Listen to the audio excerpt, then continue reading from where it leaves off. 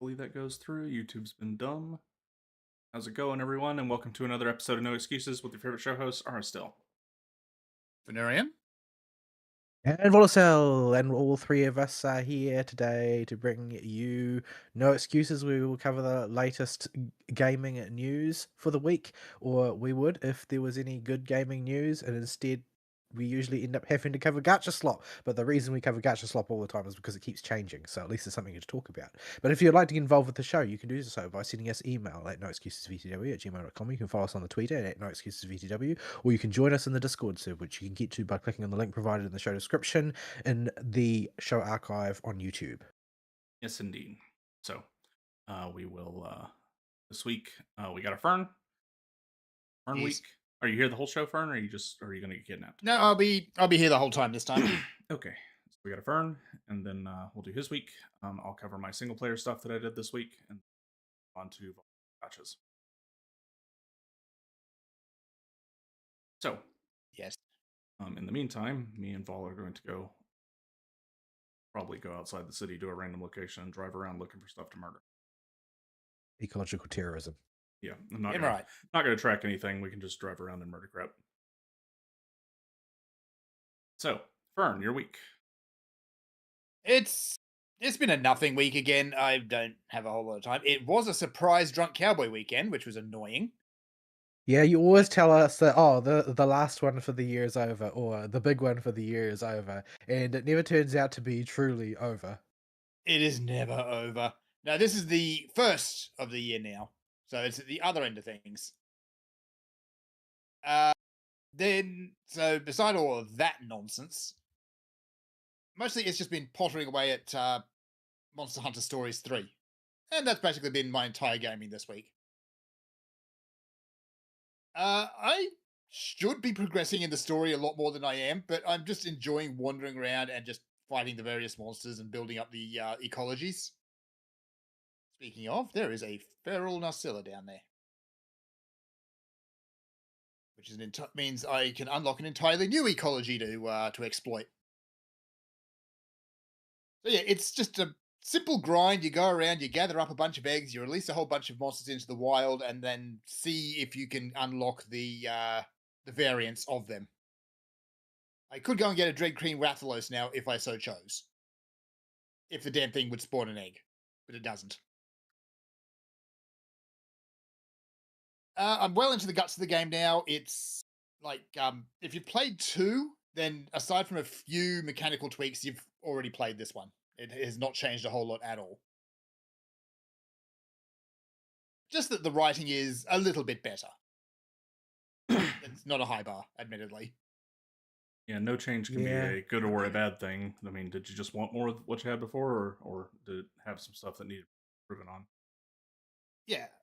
Well, there's a few mechanical changes which they've addressed, like how the hunting horn works and things like that.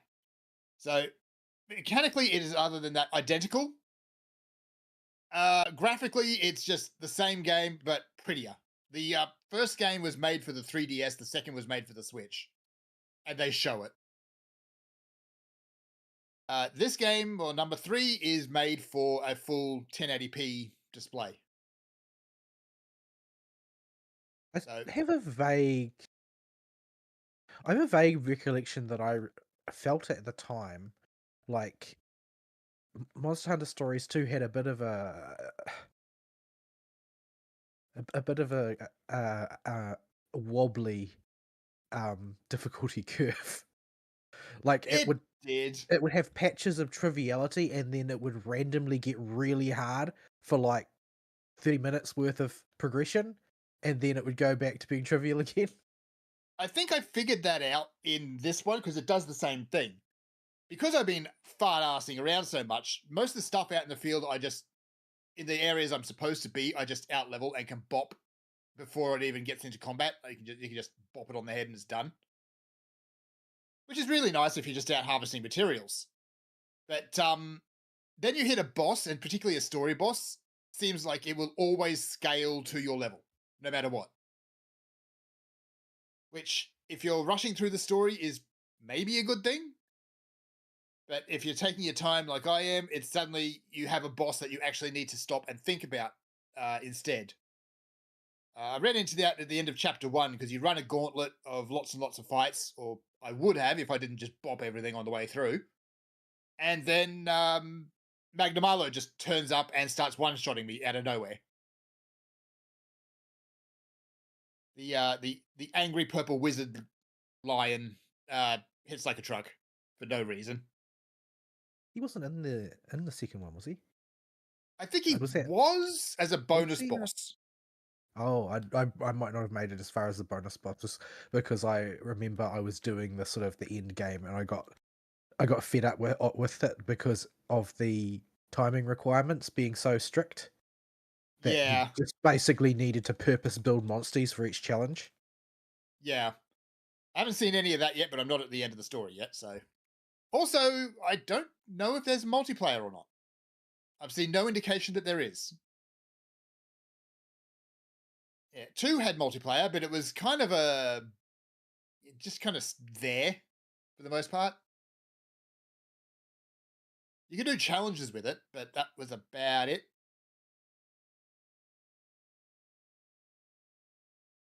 Yeah, I'm enjoying it. As far as voice acting goes, mixed bag. Some performances are really good, others are like, what? Yeah, you notice it particularly for non main story characters, like the secondary characters will tend to have significantly worse voice acting.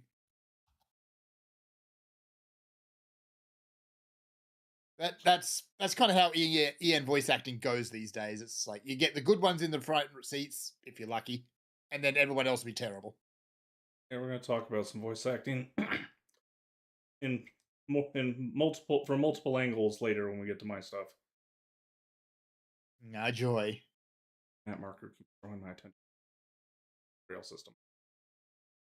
I should actually be paying attention to what this Nasilla is doing because if I bop it on its butt, it is going to go absolutely mental and kill me. So I should really pay attention.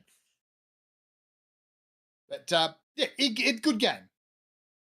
It's I mean, more or less the what I second one was a good game. So really, all they need to do is iterate a little bit. Like if I haven't gone in on playing it. I mean, maybe I will at some point in the future, possibly. But there wasn't really much that I wanted, like as far as innovations went, based on the second one. Like mostly, I liked it.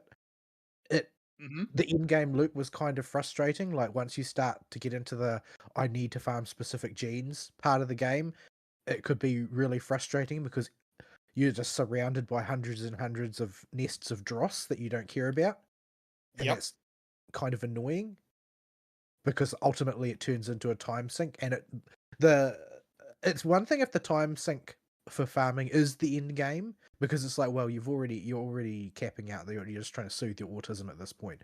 But if it's not like that, and I didn't feel it was like that, the problem was that is the second to last step because the last step is doing all those obnoxious challenges, but that requires you to spend hours hunting specific genes for specific monsters. Mhm. Like And it it's a lot of didn't feel cases, accessible. yeah. And in those cases, it was like you get one gene and then that was it. That was all that monster was good for. Throw it away. Go get another one. I Yeah, still can't remember whether or not it actually deleted the donors before though. I Actually, wanted I'll look it up. to treat it more like Pokemon, where you're as a in single player Pokemon, your objective really is to try and make a team capable of executing on a strategy that can cover the most bases possible. Yes. And that was the sort of team of monsters that I built. But you really can't use that in game. No, you can't. You have to build specifically for the challenge. It's, And actually, I it's haven't also tried. the To, it's also the only game I've ever played where I kept extensive spreadsheeted notes of what I was doing. Like I know Ari does it on the rig, but I can remember most things that I need. yep. Like I could remember half the content of WoWDB because it's the sort of useless information I'm good at retaining.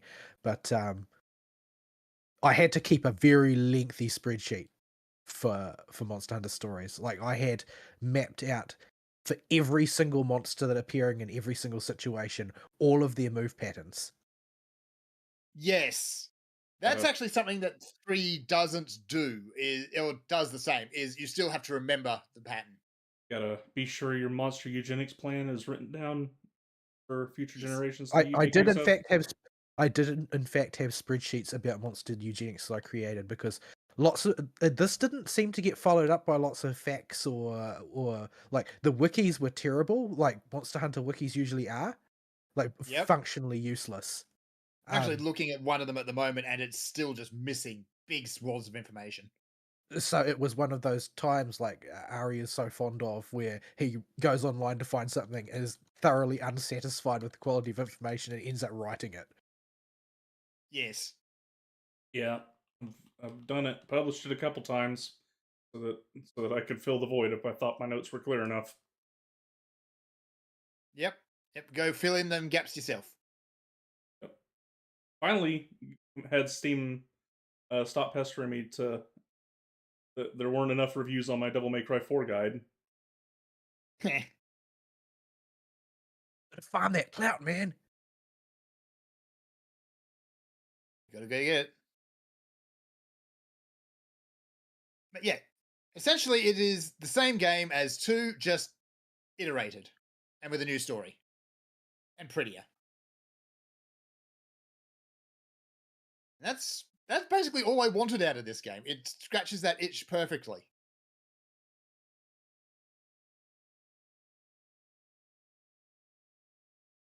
Except my AI companions are still dumb. Doom. Them's dumb. Thankfully, after they have the head-to-head clashes and they fail one, they'll figure out what they're supposed to be doing until the monster changes stance again. Then they'll take a hit. This is even if they've previously been known what the monster does in a state. That's AI companions for you. They're going to be dumb.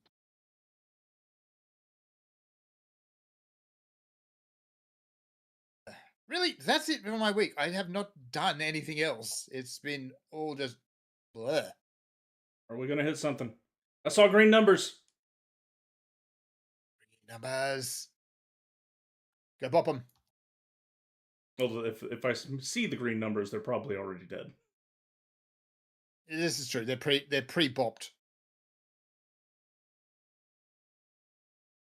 You have no idea how much of an accomplishment it is when Cartwheel can actually hit something with her ult attack in multiplayer. Whip will not stop and wait for you, Aristeel. Doesn't single player. I hope you like raw meat because you're getting a lot of it.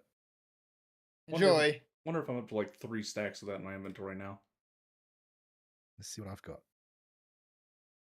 Back. Where's the meat category?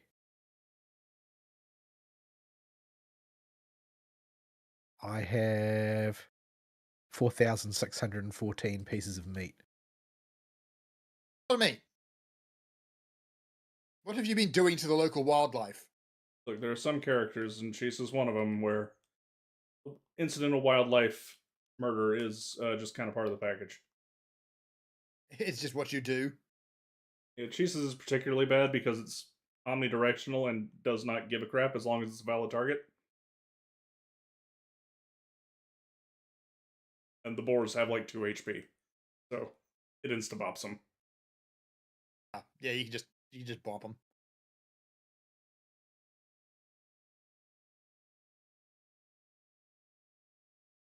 So yeah, I'm going to leave my week at that because I don't have anything else to talk about. All right. Guess we will jump on into my week then. Organize my thoughts a bit. Real time. These moose real quick. The moose, or the meese, The mooses. moosei, Yeah. Mooseises. sices. So, okay. So this week was big Lost Judgment cleanup week. That's been complete. We'll go into that in a sec. I do have single player main story stuff for WuWa and ZZZ, but I'll save that for I think when we get to Vols week, because I'm gonna go over the Gacha stuff with his for his week. So I'll put those on hold and do them alongside his week. So okay, now I'm not for release anymore. But okay, so Lost Judgment. I've been talking on and off about the game and the improvements it's made for what are we at, like 3-4 weeks now? It's a long game. It's eaten up a lot of my free time. I knew it was a big game going into it, and if you want a game that is just the most Yakuza for your buck that requires the least amount of investment, you'll have to play regular Judgment first, at least the main story. But Lost Judgment is the complete package. Like, and you may have to behold things that man's eyes were not meant to behold. All right, you saw that quest. Is it the Scrotum Totem again? It's the Scrotum Totem again, and friends. Yakamir is now king of the perverts. You know what? That's not the strangest thing a Yakuza protagonist has been. Carry on. Well, it's not a. I hope they don't make him a protagonist. That would be possibly an entirely different game. Oh no, I have made a terrible mistake. This game now wants me to mass breed Plesioths. Oh no. The hyperspatial hip check is going to be very real for everyone. Like the entire fabric of space time is going to start to degrade because there's too many Plesioths. Yep.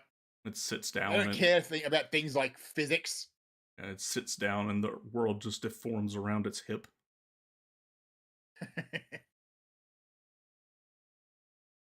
So yeah, I've talked about the gameplay improvements in Lost Judgment, and once it feels good and gets better and better the more stuff you unlock. Once you get the big parts of the skill tree unlocked, and especially unlock the ability to carry over the buffs when you switch stances to other stances, that's when the combat system gets really fun and really free-flowing.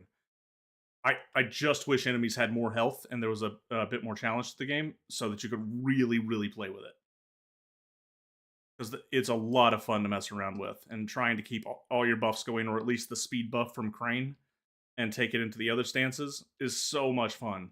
All of the stances feel great once you get their full upgrades and their full kits. There's just so much you can do. And I just have enjoyed like every second of that game that I spent in combat. Crane style continues to show how much they've improved it with significantly more finishing hits on combos compared to normal.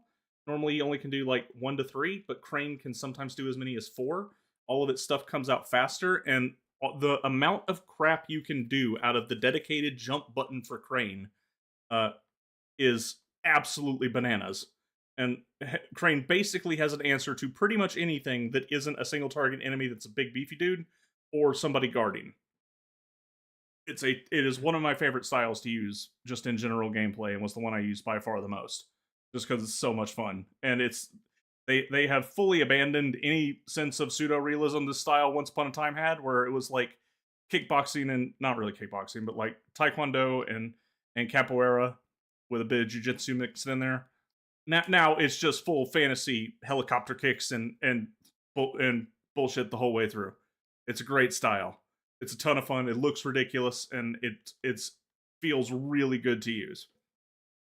Tiger style, despite the nerfs, is still stupidly powerful when you get its full upgrade tree. If you just need to clobber one dude really, really hard, and you can't afford to grab or parry, Tiger's got your back, and it does that job really, really good, and it feels really good to use. Even better if you carry the speed buff from Crane into Tiger style, so now the slow and charge attack style now charges its attacks at 3 times the speed, and its basic combo can instantly get you to whatever charged finisher attack you want.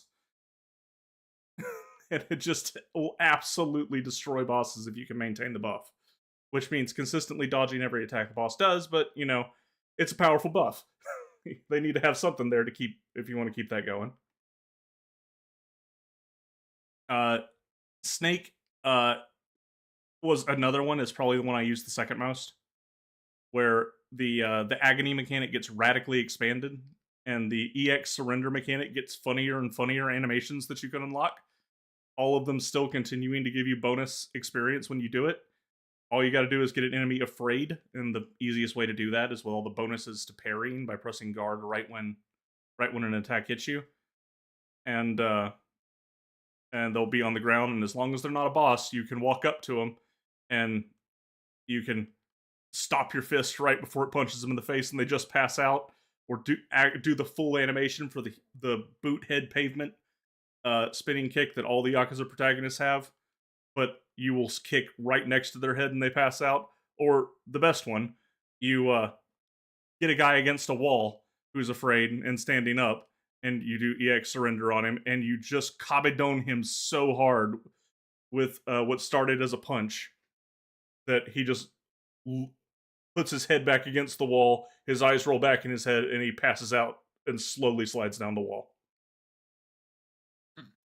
It is wonderful animations the whole way through for Snake, and it just feels so good to use. Its charged attacks don't do the same damage as Tiger, but because they inflict the agony state, the other benefit of the agony state you unlock is when an enemy is inflicted with it, they can't dodge anymore. And while it has greatly reduced duration on bosses, it still works on them. So if a boss is dodging all over the place and you want him to stop, you can deliberately switch to Snake and just do a charge attack in his nuts, and he's not going to be dodging for a while. So those styles are all fun. Even the boxing style that you carry over from the side story minigame with the gym, it feels they've somehow taken a style that plays by none of the rules of Yakuza combat and made it feel right at home, with a heavy focus on counterattacks. While none of them are quite as strong as like the obligatory tiger drop. Yeah, they're still really strong and are a great way to charge up your meter so that you can do all the other cool stuff in all the other modes. And it is reasonably good at dodging and evading and keeping people juggled in the air for really interesting combos you can't normally do. So all the combat styles in the base game are absolutely amazing. I just wish that we had some tankier enemies and some beefier dudes to really go to town on people with it and play with what this system can do. So, yeah, that's the base combat of the game. The gameplay of the game, I talked before about how this game seemingly has like every minigame that's ever been introduced into the Dragon Engine, plus like 20 more. Like there's just like so much in this game that is so good. Like people, it's hard to describe just how much content is in this game if you want to go waste your time with it. If you are in the mood for a mini game, there is something that you're in the mood for in that game. You want to go to the gambling hall? Sure. There's like 5 different gambling mini games. You want to go play Mahjong? Yeah, of course they got that. You want to go boxing and play Mike Tyson's Punch Out Yakuza Edition? Yeah, we got a school story that's a whole mini game based on that. You want to go play Tony Hawk? Yeah, we got Tony Hawk Pro Yagami Skater. Why not? The racing game's kind of jank. Yeah, the bike racing mini game is pretty bad. You don't do that one for the gameplay. The gameplay in that one is the worst of the sub stories, I think. Because you don't actually race, you just kind of dawdle along until you knock out all the other racers and then save all your boosts till the last second and then pull ahead of the most rubber bandy AI of all time. But you don't play that one for the gameplay. You play that one because the biker gang has the most ridiculous characters in it. Because it's a biker gang. Ridiculous characters. I seem to recall one of them was entirely forgettable. Yes. I like the fat one that shoots fireworks off all the time and wants to become a great fireworks maker. They should have let you upgrade the bike so that you can take like the Vespa all the way or whatever. Yeah, the Vespa's max upgrade limit is pretty bad, although it would be funny puttering around on that. You do have to use it in at least one race, and that is funny. You basically just steal the Mystery Research Club girl's scooter and like, okay, I'm going to send you to go investigate the biker gang. Don't worry, I've got a bike. And it's just the scooter. Okay. So that one's good. What else is there? Uh, the the robotics club would be fine if it wasn't so grindy for completion. But if you're not going to completion, you don't care about that. So you'll probably be able to enjoy it for what it is. Is a interesting little the obligatory part and building type mini game that comes in a lot of the, Yakuza games. Their twist on it this time is interesting, although too easy. But not the worst thing in the world. Only if you grind it, because you can't spend your own money. You have to use the club funds, and you only get like 3,000 more yen every 3 matches you win. So you have to play against the easiest opponent and beat it up like 50 times to get enough money to build all the parts for completion. Yeah, that's annoying. Like drone racing's back. They've radically improved it. It's way better now. Controls smoother. The race requirements are not. You need to play this like it's the main game and get good enough at it to 100% drone racing. Uh, they are way more autistic, in the game being much longer as well. But they're also way more autistic about giving you drone parts, and they're shared with the robotics club. And robotics club's opponents you can fight in free play can just give you drone upgrade material parts, so you don't have to go run around spending a billion billion yen on those. Dyson Cube is back. It's still Dyson Cube. If you need money, it's there. It's not exactly fun, but it is a good way to expedite making money if your objective is to just get some dosh to do other stuff. It's a shortcut for that. It's Yet for some reason, the rent is always a struggle. yeah, yeah, yeah. It do be like that, Mr. Stancil.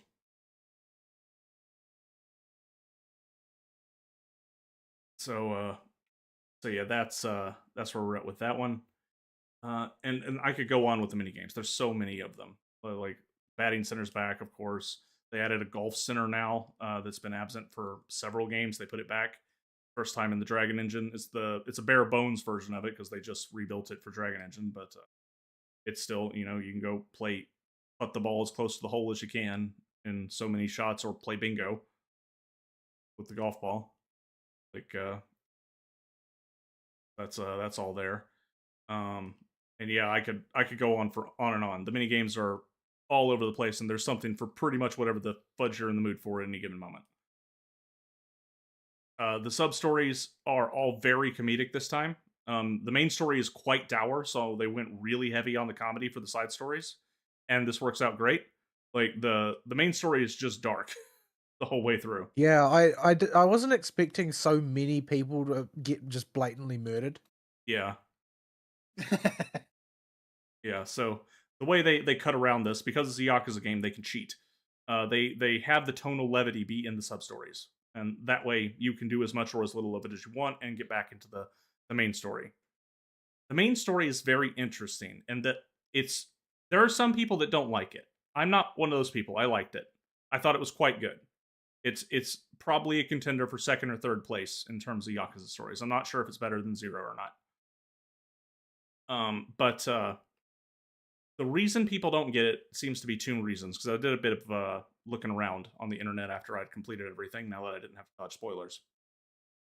And the reason people don't seem to like it is because, number one, they don't understand the cultural difference between the East and the West.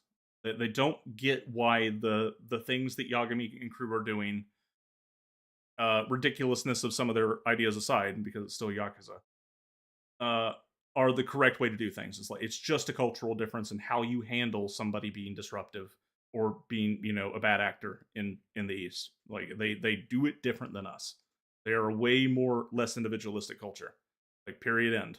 That's why it's not resonating with you. So take that at face value, and you'll be fine. Because if you're not the people that think, well, obviously black people can't find the DMV, then you can understand cultural differences across the world, and that some people are just different. So okay, cool. Now what else do we got with the main story? The other reason that people don't like it is they for some reason think Yagami should have completely sided with the antagonist. Now, Okay. these people are delusional, as usual when it comes to fandoms, but they are making an impact on the general public's perception of the main story and making them more apprehensive to try this game. And this is really annoying me. So, unlike usual, where I would normally ignore the fan bases writ large, I'm going to talk about it this time. This requires me to dive into a little bit of the motivations and actions of the main antagonist. So, minor spoilers ahead. Um, the main antagonist, turns out he was a former teacher for uh one of the schools. I forget if it was the school you're at or a different one.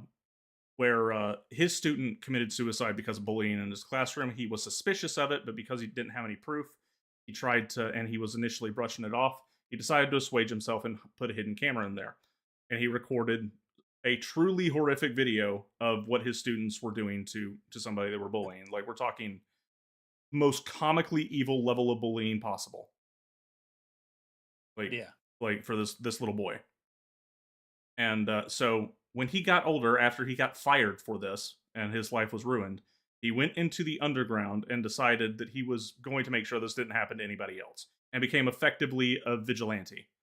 And anybody that had somebody die because of bullying, he would go to them and offer to help them get revenge on the people that killed their usually their kid, because he would usually go to the parents. And he would blackmail people involved in bullying of this nature to be his assistants. Huh. Now, this does not seem like a sane and rational thing to support. Justifiably, while Yagami can't do anything with him at the end of the game and has to unfortunately let him escape, Yagami makes it clear he's still coming for him, and he doesn't believe in any of this necessary evil crap. Like, you don't do that. You people change, and you do what the law says. You don't go all vigilante just because your feelings got hurt one time. Now, that seems like the reasonable take. This is apparently not the take of the internet, and they hate that Yagami didn't side with this guy. I mean, his situation is presented in a relatively sympathetic light, but not sympathetic enough that you take his side, or that you're intended to take his side. You're just supposed to understand his motivations because, well, that's kind of central to the whole mystery, because you already know who did it. You need to understand why. This is a why done it, not a who done it. So they do this so that Yagami can see it, and you do even fight beside him a few times for, when the glowies come after you, and you get stuck in the middle of it, but it's only a temporary truce. Yagami still wants to arrest this guy at the end of the day. And Yagami goes out of his way to not just keep rejecting him every time he tries to recruit Yagami to his side and tell him about how righteous he is. Yagami just at the end gets done with it, and he's like, look, I've heard so much from so many dumb people out there that tell me all these necessary evils they need to do to right some wrong in the world, and all of them, regardless of how noble their cause actually was, wound up getting innocent people hurt because they went too far with it. And this will always happen. And he points out an example of somebody that dies mid-case that you know is from asking her questions earlier in the story and spending a good amount of time with her. It's like, she wouldn't have died if you didn't have this crazy vigilante streak in you. So no, I'm not going to join you. I'm going to stop you, and I'm going to reveal everything about this conspiracy to the public, and I'm going to throw you in effing jail. I'm going to make sure my prosecutor friends can go after your boss at PubSec, and we're gonna put an end to all this. But that's just not right, according to the internet, for some reason. Well, I mean, this is modernism, right? So, modernism, in terms of moral theology, modernism means the idea that what is moral and what is not is context dependent and not absolute. The traditional teaching in all throughout Western culture is that certain actions have intrinsically evil valence. There is no reason to ever take them that can be justified because they are by their nature acts of evil. But this is classical thinking that died out a few hundred years ago, and its momentum has almost completely disappeared now in the modern culture in favor of modern liberalism, which is that everything is about context. Like, there's basically no action that can't be justified given sufficient context. So yeah, this annoyed me very much. seeing that people were actively getting turned off from trying Lost Judgment because of reports like this coming out about the main story. No, it totally works. Like, you can see Yagami trying to process the idea that, okay, what this guy is doing, that yeah, the people probably deserved it, but that's still not right. You don't just go around offing people just because you're mad and Well, you've the got. question is supposed to be who is in charge of determining desserts, and either you need to have like a divine entity pass judgment, or failing that, since we don't always have one handy for every specific case, that's what the mechanism of the justice system is for, which is why it's important that it's correctly maintained. Yeah, But in order for it to have legitimacy, it needs to be obeyed. yeah. And to the villain's credit, they do have no faith in the justice system because of it let these everyone culpable in these cases walk, basically because of corruption.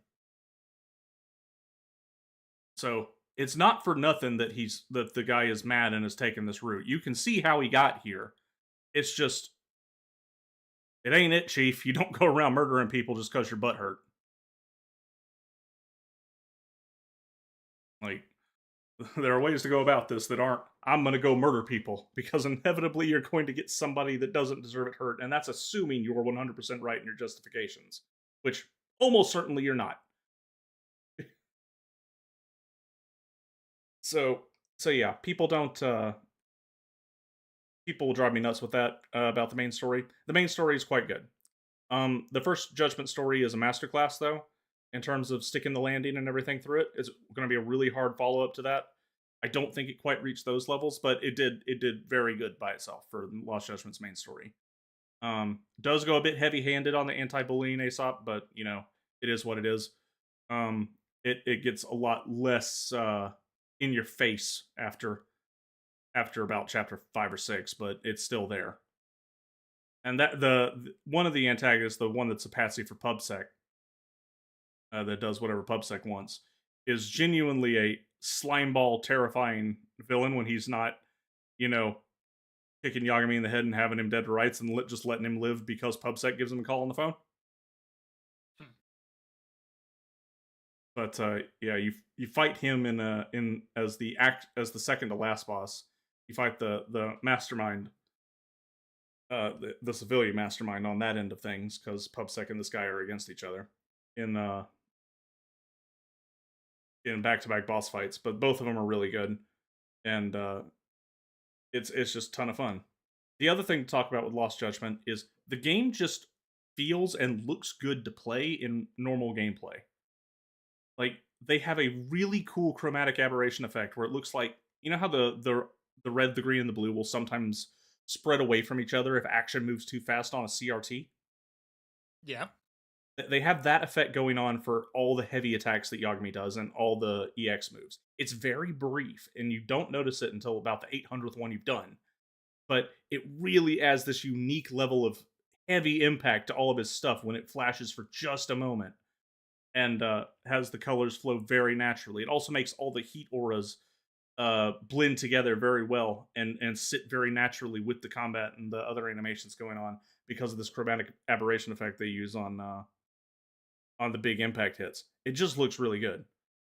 So I for the main game, I wholeheartedly give Lost Judgment a full endorsement, and like go play this one.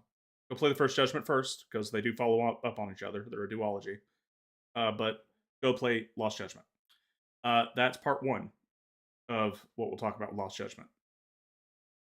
Oh, some other side stories. Before I get off of the main game and move on to the DLC, I'm just going to post a picture in live show chat. A few pictures. Just in case you don't understand how silly some of these side quest cases can be. We have... I was laughing at this for a solid 20 or 30 minutes.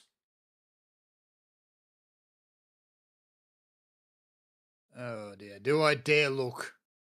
You'll be fine to look. It's not. It's not scrotum totem. Why? The TLDR. Yeah. It's Yeah. just dumb. this is a one-off side quest that has no impact on anything and is just there to be funny. It's just pure dumb. Basically, Yagami has a kid's dad come to him. He's like, "Hey, I heard you're a detective. You're going to keep an eye on people. Look, I'm a relatively rich guy, but my son is going to go into town on his first errand without his parents escorting them, and I don't really want to uh, leave him alone in town because town is town, and I'm worried for my kid. In a sane world, you'd be like, oh, it's just a protected dad, but we're in a Jin show where the entire population seems looking for a fight, so reasonable worry. Yeah, yeah. So I'd like to hire you to go follow my kid and just watch him on this mission. Don't get spotted, and just come back, tell me how it goes, and if anything bad happens, go solve the problem. Okay, cool, reasonable case, easy money.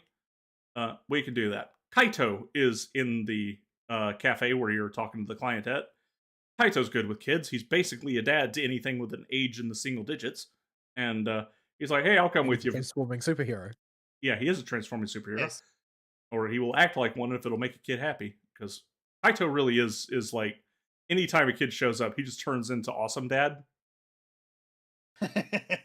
he loves kids. In a good and manly way. Not in a loves kids way. Yeah, not in a Twitter way, but Yeah. but like a good upstanding man should.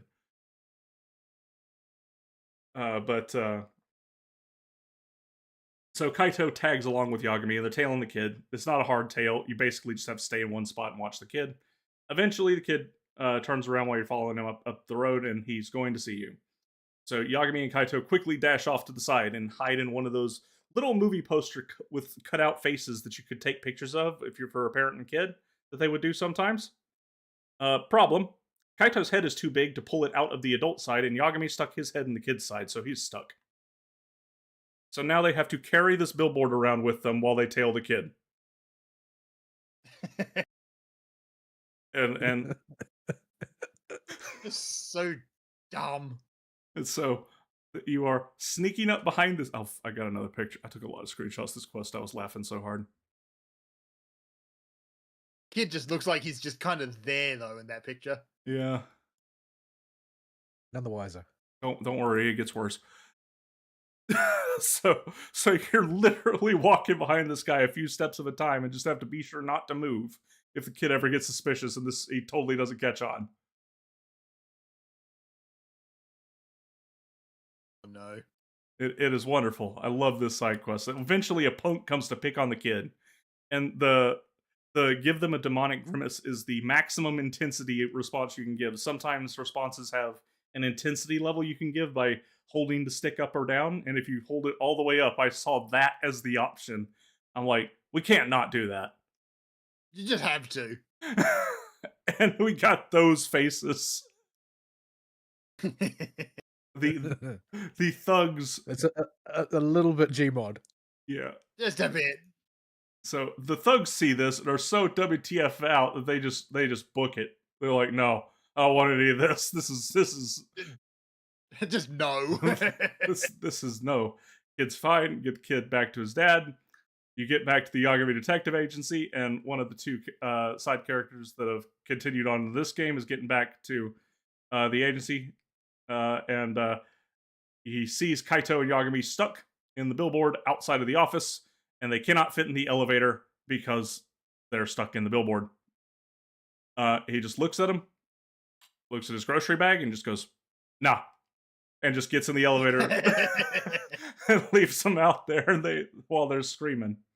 Eventually he comes back. He's like, okay, are you two, you punking me right now? Like, you can't, no. He's like, yes, we're stuck. Help us out of here. He's like, I'll go talk to the other employee we got, see if we can find some soap. Hang on. They get them out by soaping up their heads and pushing them through the billboard.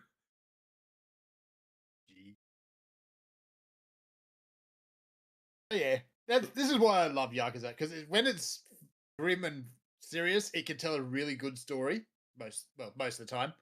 But then when it lets go and is dumb, it's just glorious. Yeah, it's that's the caliber of side quests we're living with here. I've already saw the side quest that I was doing where the return of Giant Impact and the pervert trio as they kidnap the girl that they were terrorizing in the first game and attempt to establish the pervert kingdom, a sovereign nation within Camarocho, Because why not? within one building in Camarocho. But the quest is full of all kinds of silly, degenerate nonsense. That's just a bunch of weirdos asking Yagami what his favorite type of swimsuit is, and if you answer something, normal, like, "Oh, I think girls in bikinis are hot," they're like, "You sick freak." How that is so normie, and somebody has to step in now. It's okay. Some bikinis can be degenerate too. He can still be a freak. It's like, oh yeah, I guess that's correct. But at the end of it, because Yagami genuinely cares for the girl and wants to save her, they decide this is the most degenerate thing on the planet and name Yagami the king of the perverts.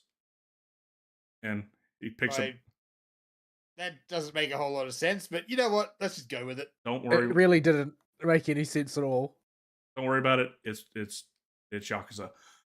It's Yakuza. Don't think about it. Just go with it. So Yagami's first act as king in his head is, first thing we're gonna do is call the police.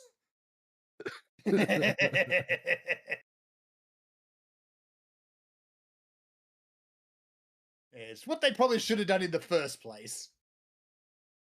Well, they did kidnap the girl, so Yagami's got to go in there and make sure she's safe first. There is that. It's also a Yakuza game. We got to go beat up people, and this is prime opportunity for comedy. We're not just gonna pass that up. Well, you spend most of you first you climb up the side of the building, then you crawl in through the vents, then you end up walking in on a couple of guys attempting to have a cool girl walk across them, she is very confused because that's not her usual business. But she's getting paid for it, so she's okay with it. And other such events. Yeah, you have to go through and see all the citizens of this kingdom. Disciple of Kingdom. Going about their daily business. Yep. The funniest one of the little side ones is just this dude in there that's like, no, you must remain a virgin forever. Brothels only will lower your degeneracy level. Look at our king, Giant Impact. He remained a virgin well into his 70s.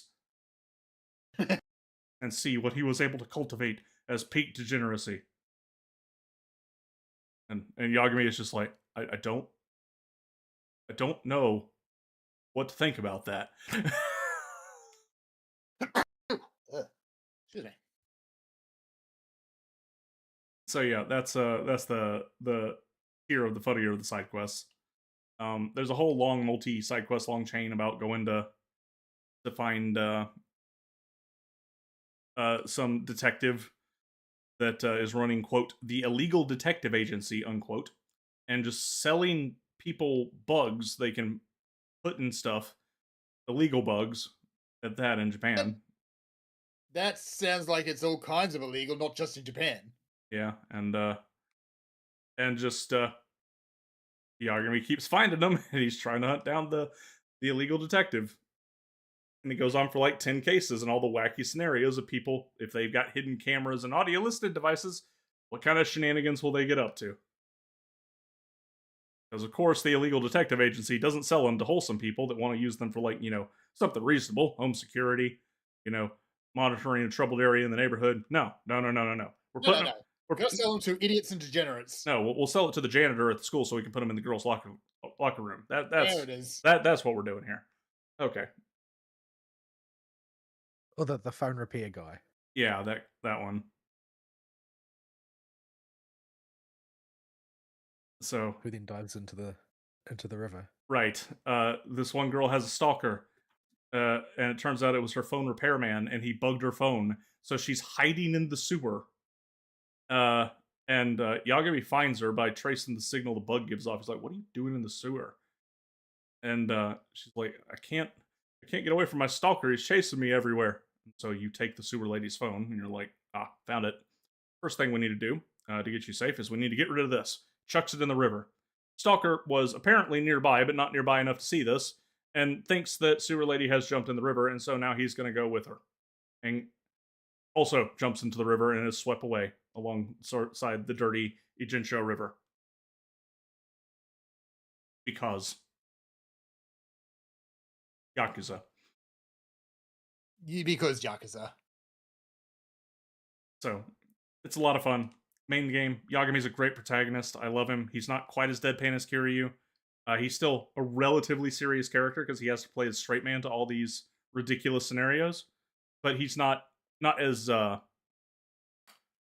stone faced or just rock hard as Kiryu is. Or as drain damaged as Ichiban is. Yeah. You always win the girls' dance competition?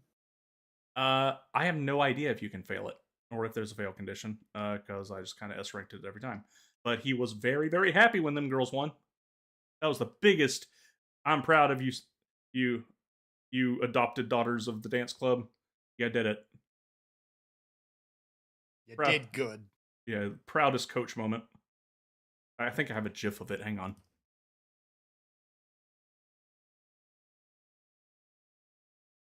This is Yagami's reaction to his girls in the girls' dance club winning the dance competition.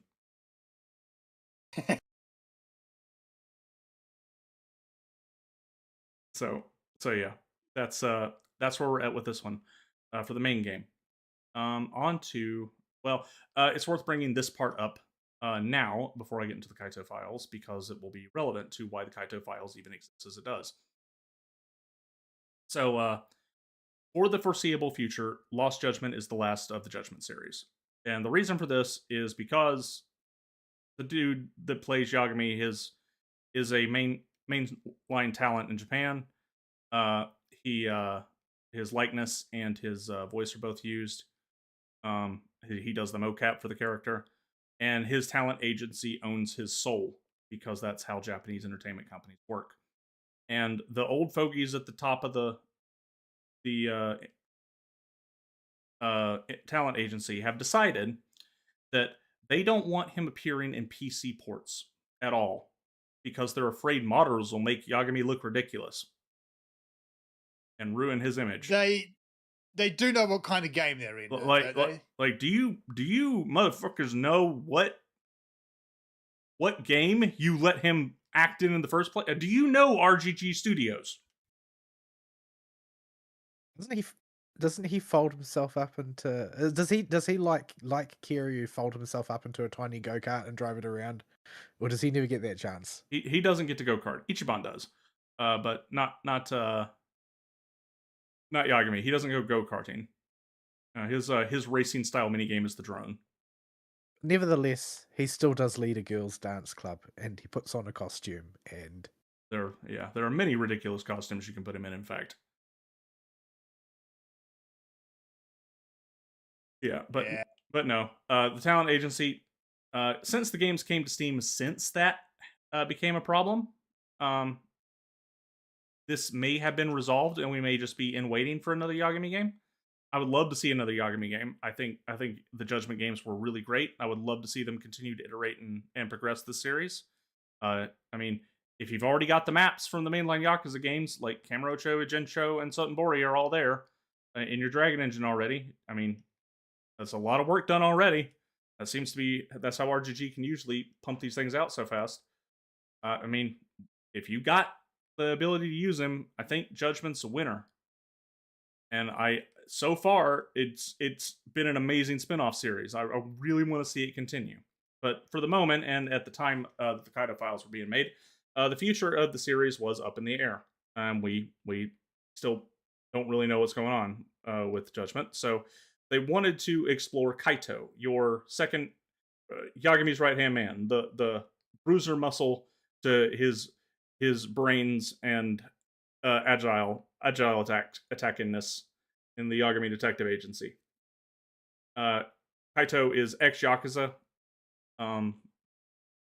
that that Yagami picked up because Yagami knew his Yakuza daddy and acted as a pseudo adopted father to Yagami, but never swore him into the Yakuza, never got him involved in the criminal life and all that. But Kaito was around and a part of that family, so that Yakuza family. So when Kaito got kicked out of the Yakuza, Yagami let him just work at the agency, basically, because he knew the guy and he knew he was a good guy. So Kaito has had not an insignificant amount of screen time at all. He has quite a bit, and some sub-stories focus on him in the main games.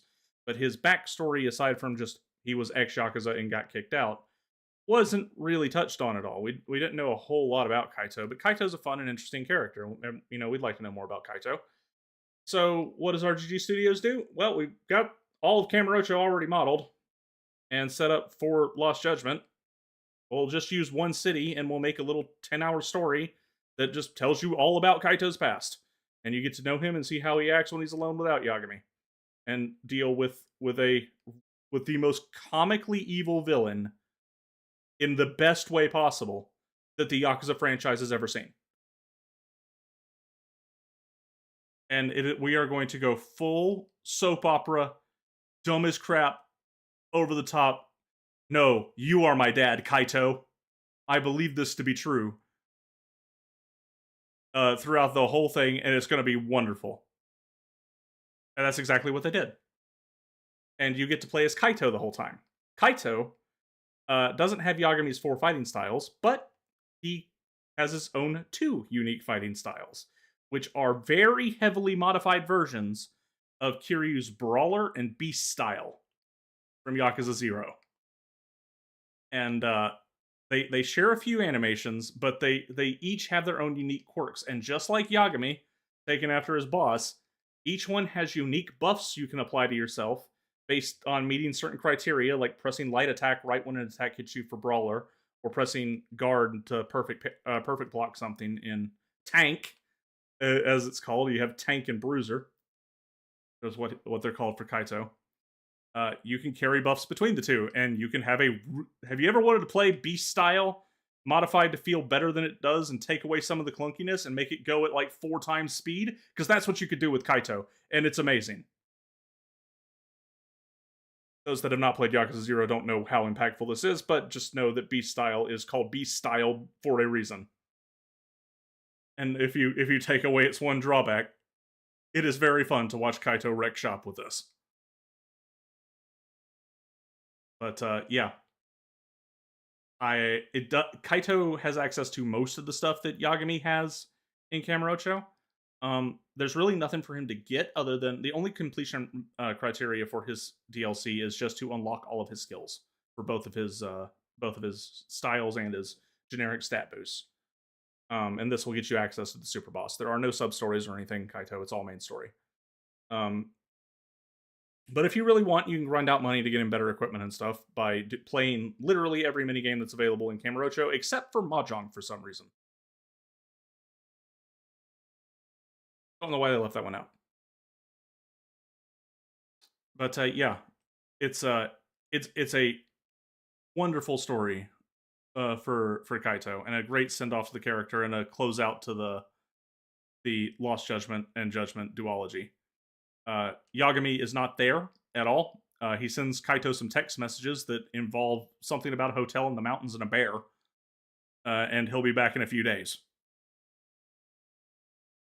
So that's all we know that Yagami's up to, because obviously the actor can't be here for this one.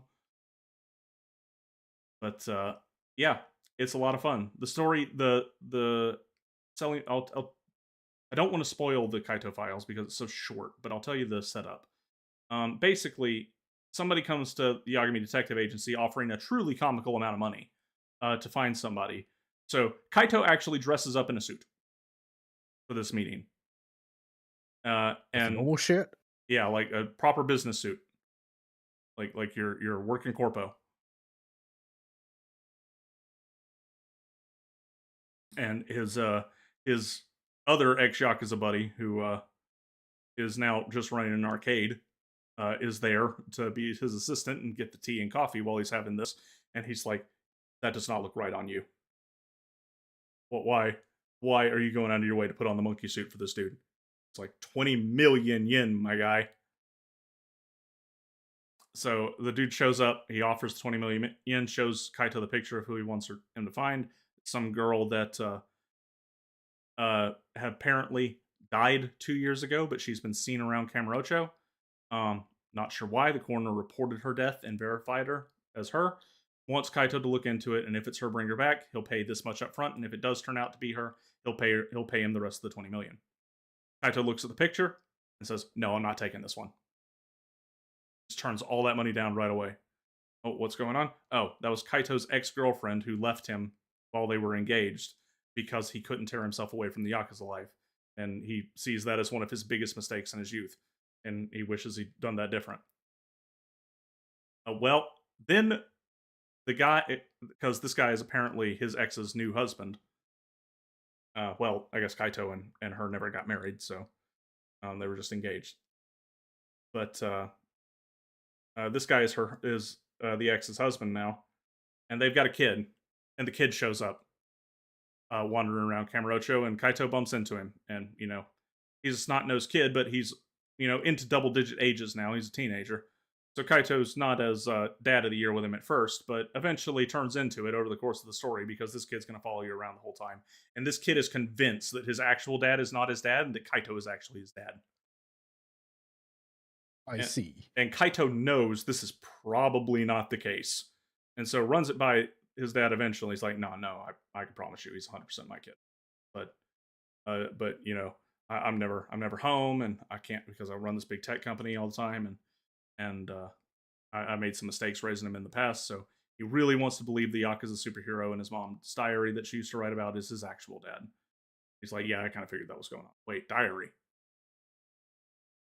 And so the story goes from there. And yeah, you go hunt down Kaito's ex. What is she doing? And Kaito's ex is wonderful. You see her in flashbacks all the time. The introductory flashback to his ex-fiance is Kaito gets back to his Yakuza office and just sees everybody kind of standing, looking at where the patriarch sits.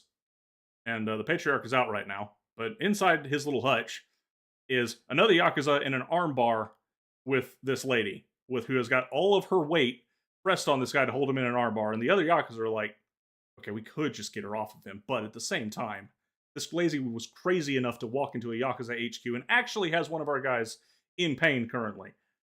We kind of just want to see where this goes and don't want to be the one that causes any more disturbances in the office. So Kaito, you fix it.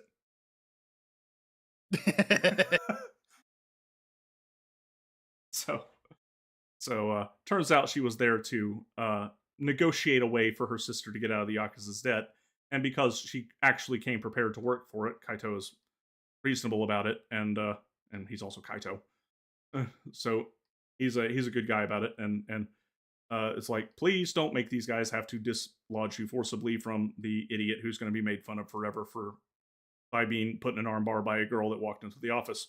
Because if they have to take you off of him, it's not going to be good for anybody. So just let him go.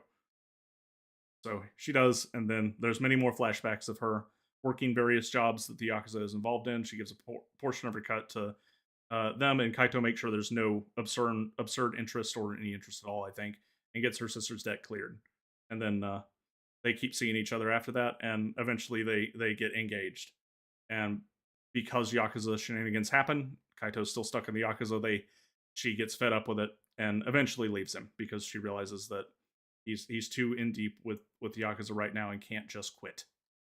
And she wants to live a normal life, so she goes off and gets married to Tech Bro and has a kid with him.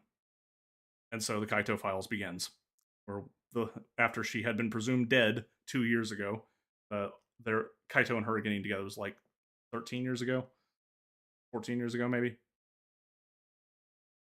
But 2 years ago, she supposedly died via suicide. But she's running around Kamurocho right now, and Kaito's got to find out why.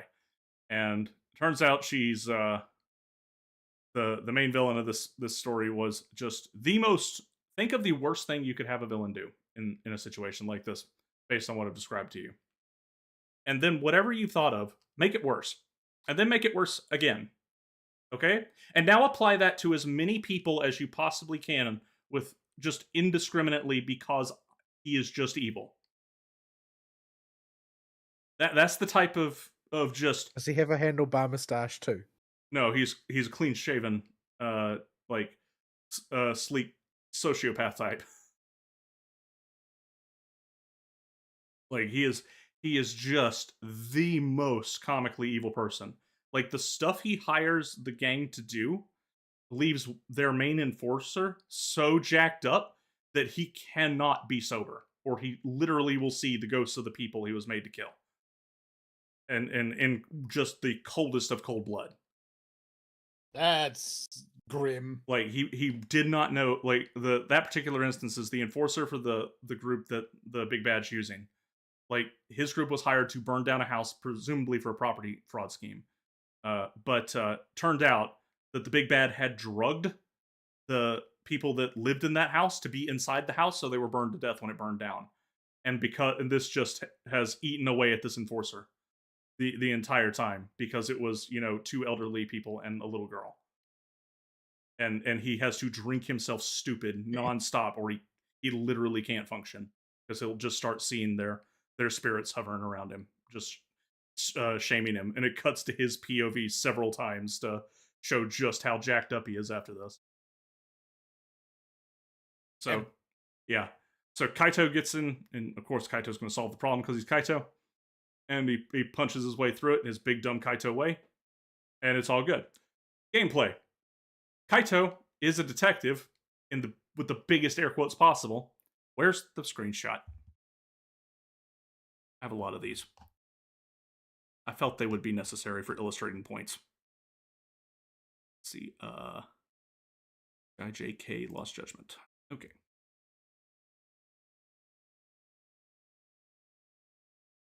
Here it is.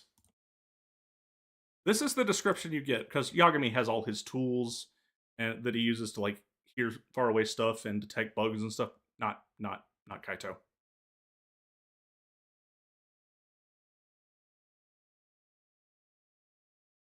No, he's just a dog. So, like a feral beast, Kaito's senses of sight, smell, and hearing are superior to the average person. You sure he's not a dog?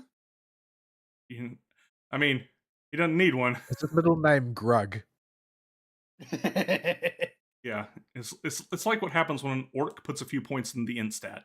Like this is you wind up with a Kaito.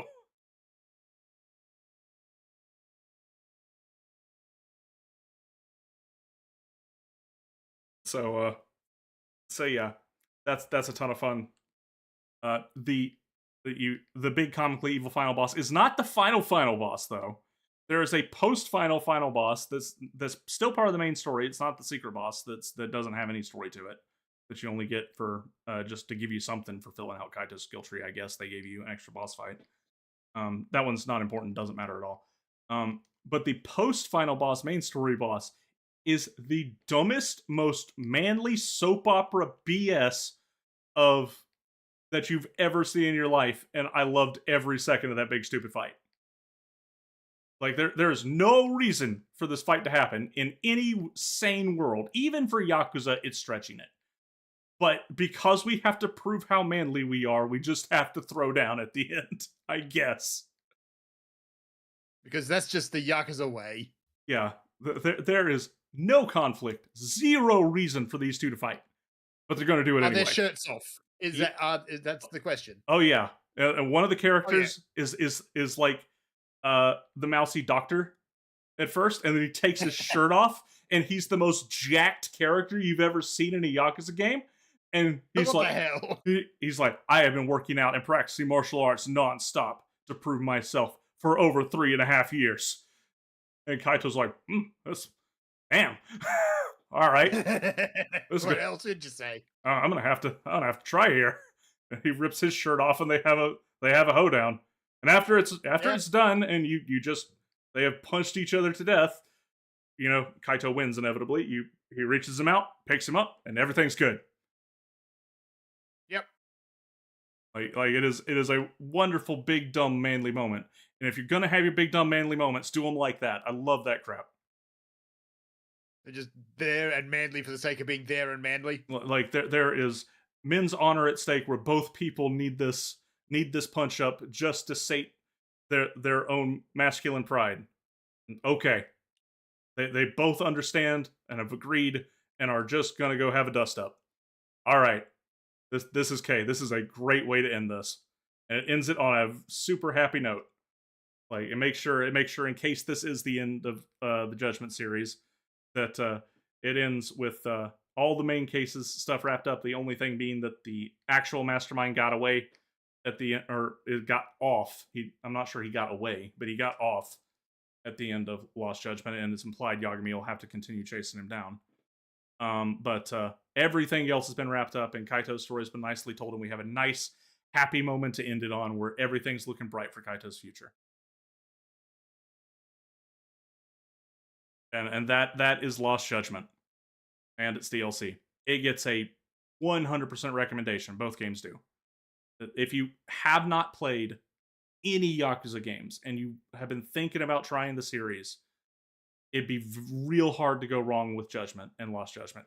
Original Judgment has a bunch of the early Dragon Engine game teething problems, but they're not so significant that they detract from the overall experience. The only one is you'll need to carry medical kits around, because if you get hit by a deadly attack, Val's probably seen me counter attacks when enemies turn red and charge at me. You can't counter them in Judgment 1. You just have to not get hit by them somehow. Because if you do get hit by them, you lose part of your maximum health until you go use a med kit. Or go see the doctor in the sewer. That is the only major drawback between the two. Yeah, Crane style isn't as refined, but we're still building Yagami at that point. You expect some early kit weirdness. But the main story of the original Judgment more than makes up for any kind of shortcomings it could have. It's high quality the whole way through. The mystery's good. Even if you've already figured it out yourself, really seeing the characters act out in the finale and learn their deeper motivations for stuff is all very interesting, I found. And Lost Judgment is just basically an improvement in every way. The only gripe I have about Lost Judgment is I wish it was harder. And the enemies had more HP. Because I really just want to mess with that combat system more. It's so much fun. There's so much stuff you could do. And so, despite being a light attack plus finisher style brawler combat system, the level of expressiveness it gives you is really just off the charts. Especially with Yagami. So I give full-throated recommendations to both games now, and don't think I have anything else to say on the two.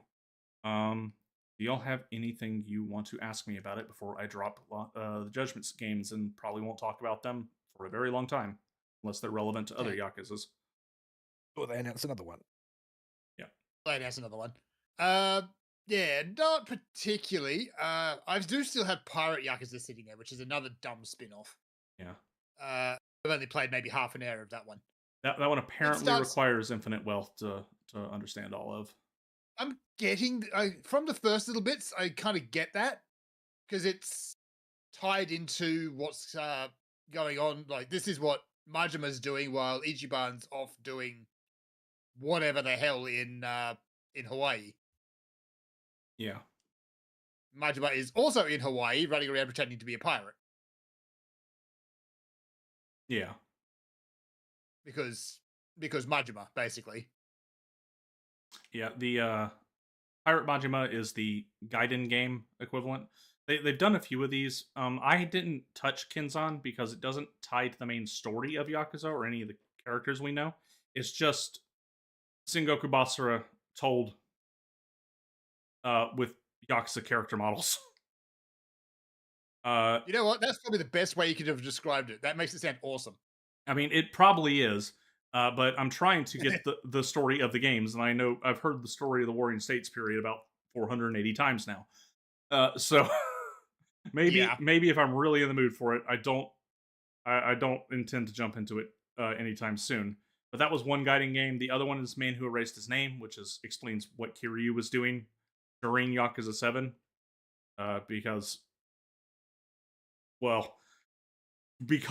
6 ended like Yakuza 6. He is in a compromised position with a whole lot of dumb decisions by him and other people that the writers have to find a way to get around. So a 30 hour game was made that was another Gaiden game called Yakuza Gaiden, which is where we get the name for these now. Man who erased his name. And then Pirate Majima is the Gaiden game that they released just to release a game, basically, in the year after Infinite Wealth, because it's going to use a lot of the same assets and go to a lot of the same areas as Infinite Wealth, but with a twist, probably. And yeah, that twist being pirate ship combat.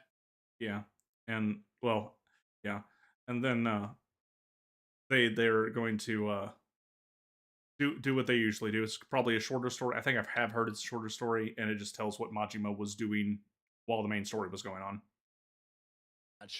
So they'll do these as ways to fill in the gaps when there's other characters that are going to be relevant later, or fan favorites that just haven't got the spotlight. It seems to be their shtick now, because RGG studios are the kings of asset reuse. That they are. They've been using the same map of Kamurocho for how long now? Forever. They rebuilt the whole thing for the Dragon Engine, but ever since the Dragon Engine came out, anytime they build a city for it, it's getting used at least one more time. Like all of Ijensho that you spend time in Yakuza 7, like you get to go there again in Lost Judgment. All of it. Yeah. They'll change a few signs around just to show the passage of time, and that's about it. Well, no, they'll switch a few signs around as they get new sponsors to pay to advertise in the game. Also that. Like there's now a Mountain Dew poster over there. I think Mountain Dew actually is one of the sponsors for Lost Judgment. But your heart out, Jeff Keighley. Yeah. Oh no, it's not a poster. You can just buy Mountain Dew at the convenience store. That's right. Oh, because of course. But I suppose they've had things like cup sake and stuff in the past, so why not? Yakuza. If we lived in Japan, we would see the real life products all over the place. There are hundreds of pieces of product placement per game, and actually, in some of the games, you can see where they had a spot for rental, and they forgot to put a placeholder asset back in. So they just have like a blank billboard that, if you dig into the game code, is just sponsor position number 324. Yeah. Yeah, like if we were Japanese, we'd really get to see those. So yeah. Unfortunately, Infinite Wealth is still top price. Yeah. Wait. Yeah. The spring sale just ended too. Yeah. Yeah. If you I played, didn't even look at the spring sale in the end. Yeah, if you played 7, I would really recommend. I think I was able to get you the Judgment games. I don't think I was able to get you got me Judgment, I believe. Yes. Yeah, I got you at least one of them. I'll check that. I might have got you the bundle for part of Christmas. You got me Judgment and Lost Judgment. Okay, so I got you both of them. I don't think I got you the Kaito. Yeah, they came as a bundle. Yeah, I don't think I got you the Kaito files. But no, you did not. But gifting DLC is weird. Yeah. One time for Christmas, you gifted me a DLC for a game, and I just didn't say anything to you because I didn't own the base game and didn't want to point it out. Oh, whoopsie! I was just like, oh, I don't want to point it out.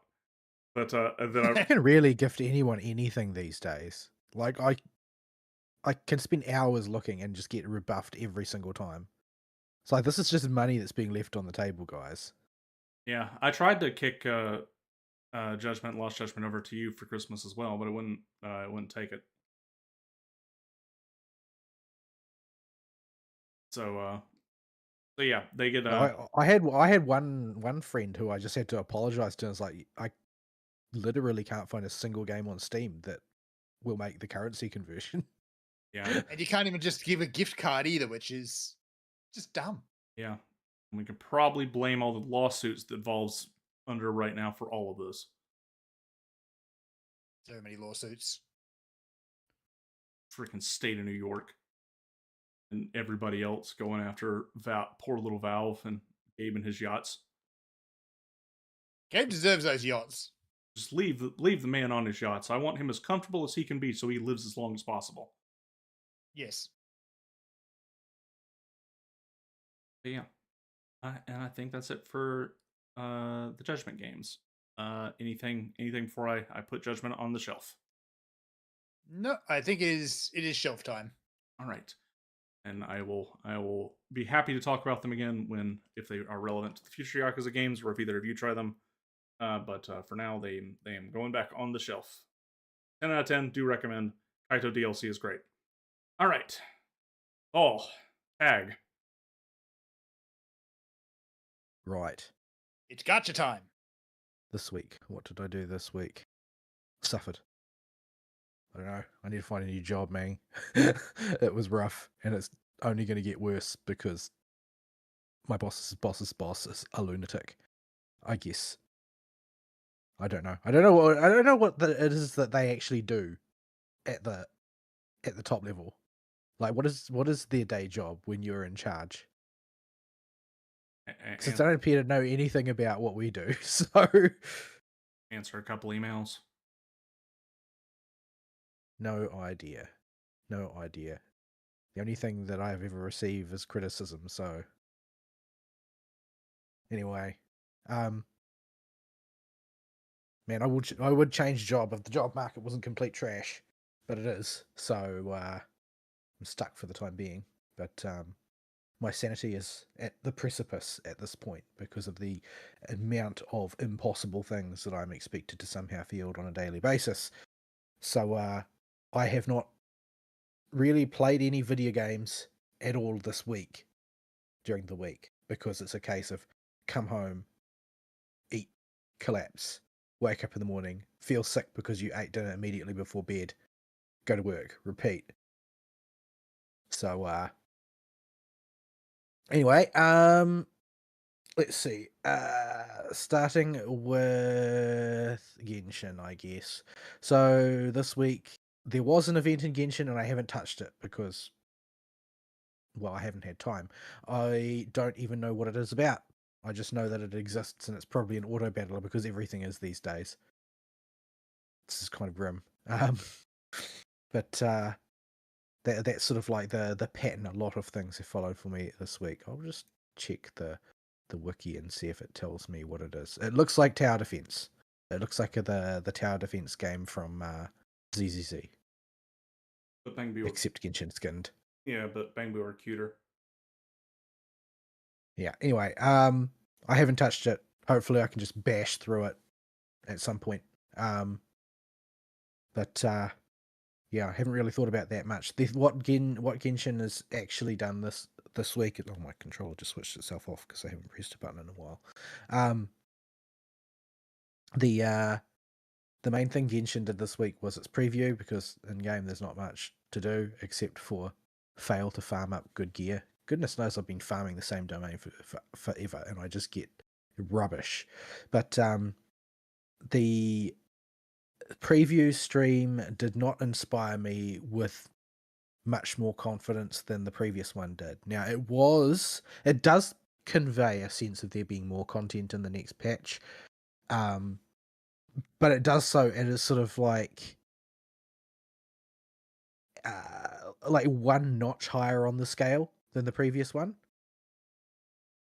So the current version, Luna 5, had no meaningful content other than the story quest for Vaka. There was nothing. There was just events. So it's all pretty much gone. I don't know how much of that stuff's going to get archived, if any of it. So it was a real dead patch. The next one, on the other hand, so mainly they talked about Linnea, but we've discussed her before, and she made it through the entire course of closed beta without a single change.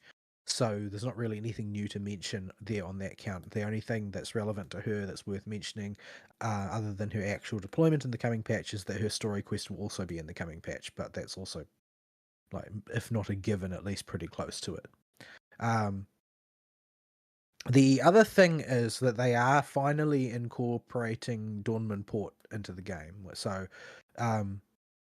Dawnman Port is the major commercial port for Mondstadt that's on the north side of Mondstadt. I believe it's on the north side, at the far edge of the lake, on that sort of region.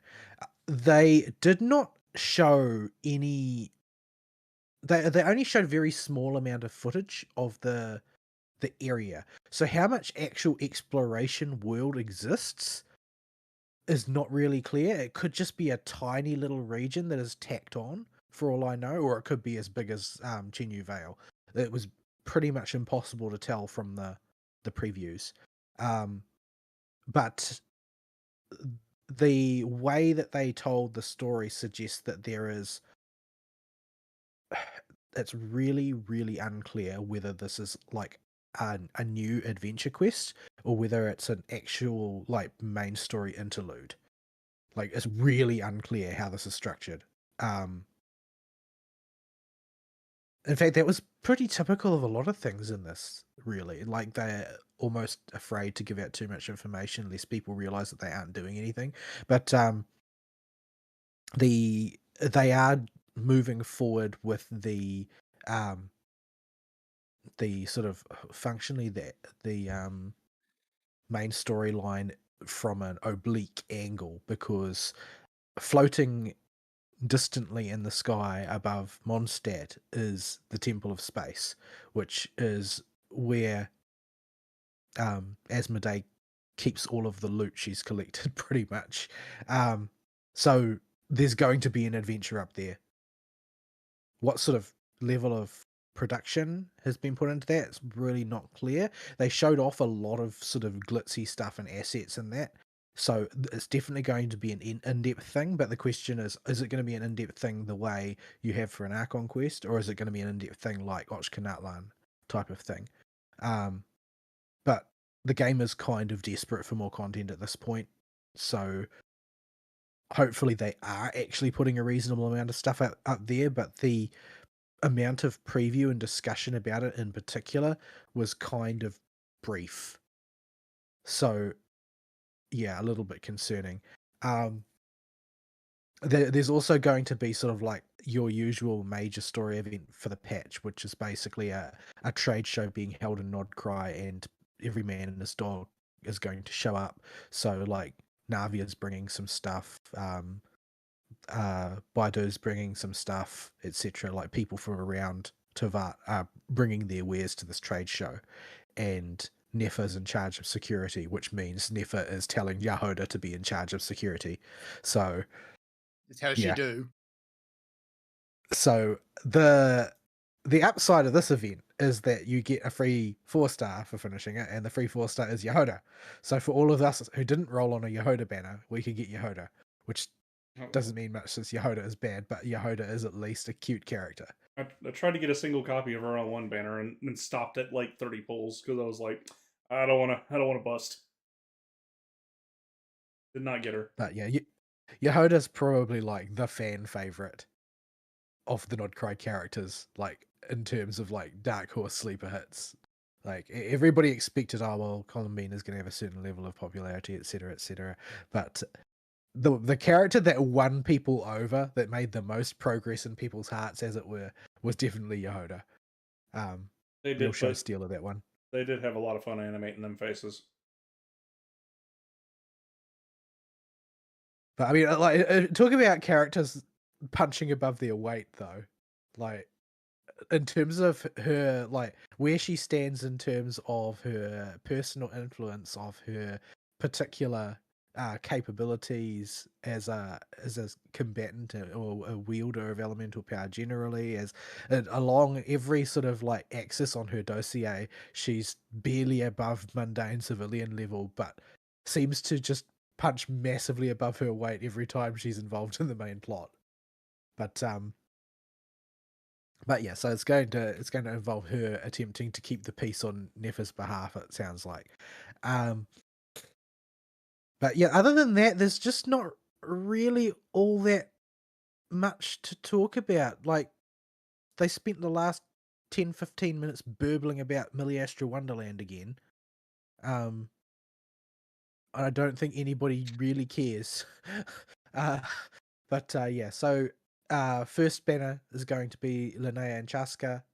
Second banner is going to be Nefa and Lauma.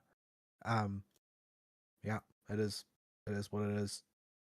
There's going to be various mini games and stuff added as part of the trade show, which are more of their sort of like incubator mechanics for the game at a later stage, the way they usually do.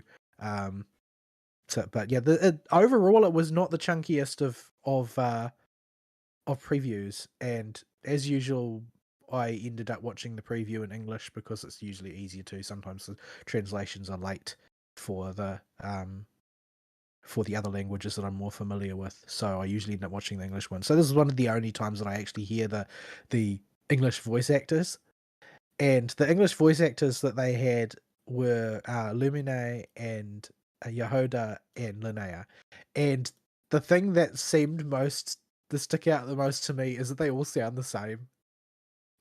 Like, the Ian voice actresses just sound so similar in a lot of cases. If they're not actually playing their character, you could be forgiven for thinking one person was voicing all of them. Yeah, But Yehoda and Traveler, do they do have similar sounding voices. Out of game, the only thing I know the Traveler's voice actress for is she just trolls the ever loving crap out of male Traveler whenever they have to interact as actors in real life. Anytime they're in some kind of collab or something together, she goes out of her way to drive him nuts. anyway, so there's going to be content. How much content? It was really, really unclear. Normally, when they're deploying a really large chunk of content, they'll make a big deal out of it, and you'll see a lot of material. But this time, they really didn't do that. They were super, super brief about everything. It was a really short presentation relative to the amount of content that's supposed to be in it. Kind of bewildering. I get they're only at version 6, so that's not. It doesn't really inspire me with confidence because they don't have that many more versions to get going with. They did preview a new character.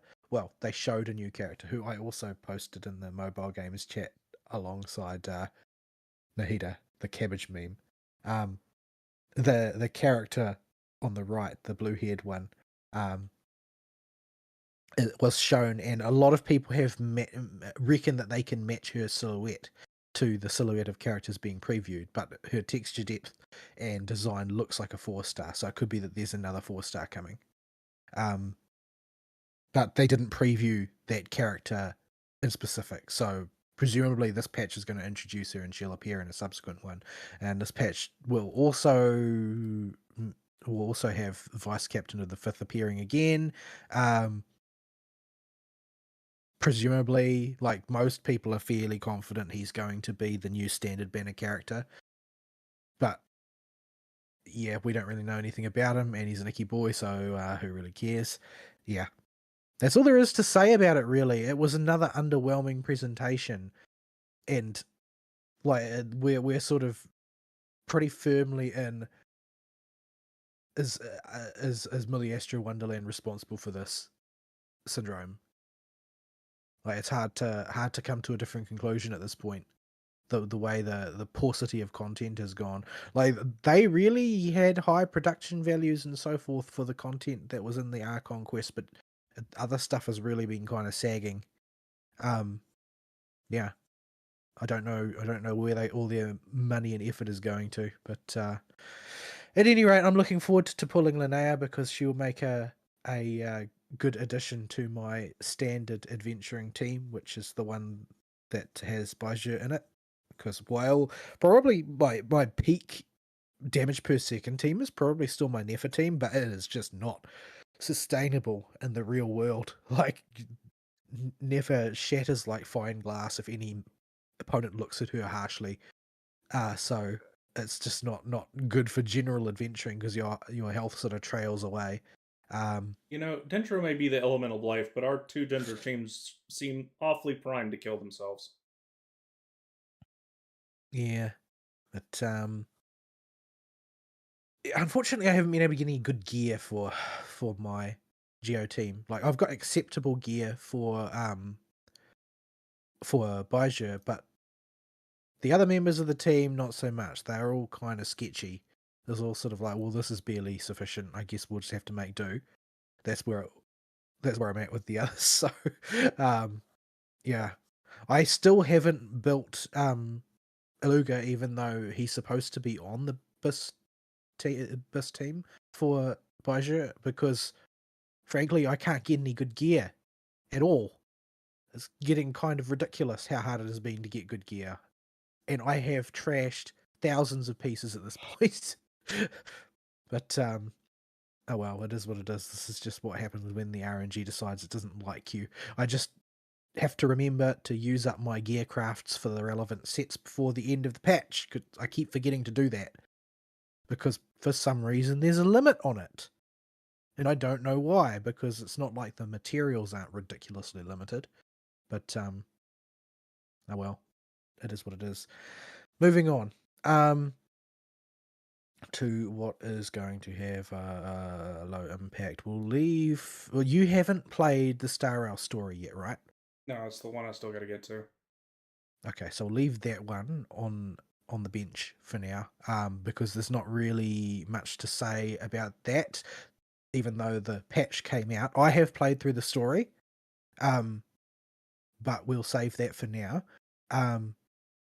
The mood of it overall is kind of like, I'm not really sure how to react. Like, I enjoyed doing the story. I appreciated it. It wasn't like a mind blower or anything like that, but it's got the whole of Planet Arcadia's got this weird a weird vibe to it. Like, it will skitter around madly from being sort of like, this is the most ridiculous thing ever, to like, this is actually kind of unsettling. Why is it like that?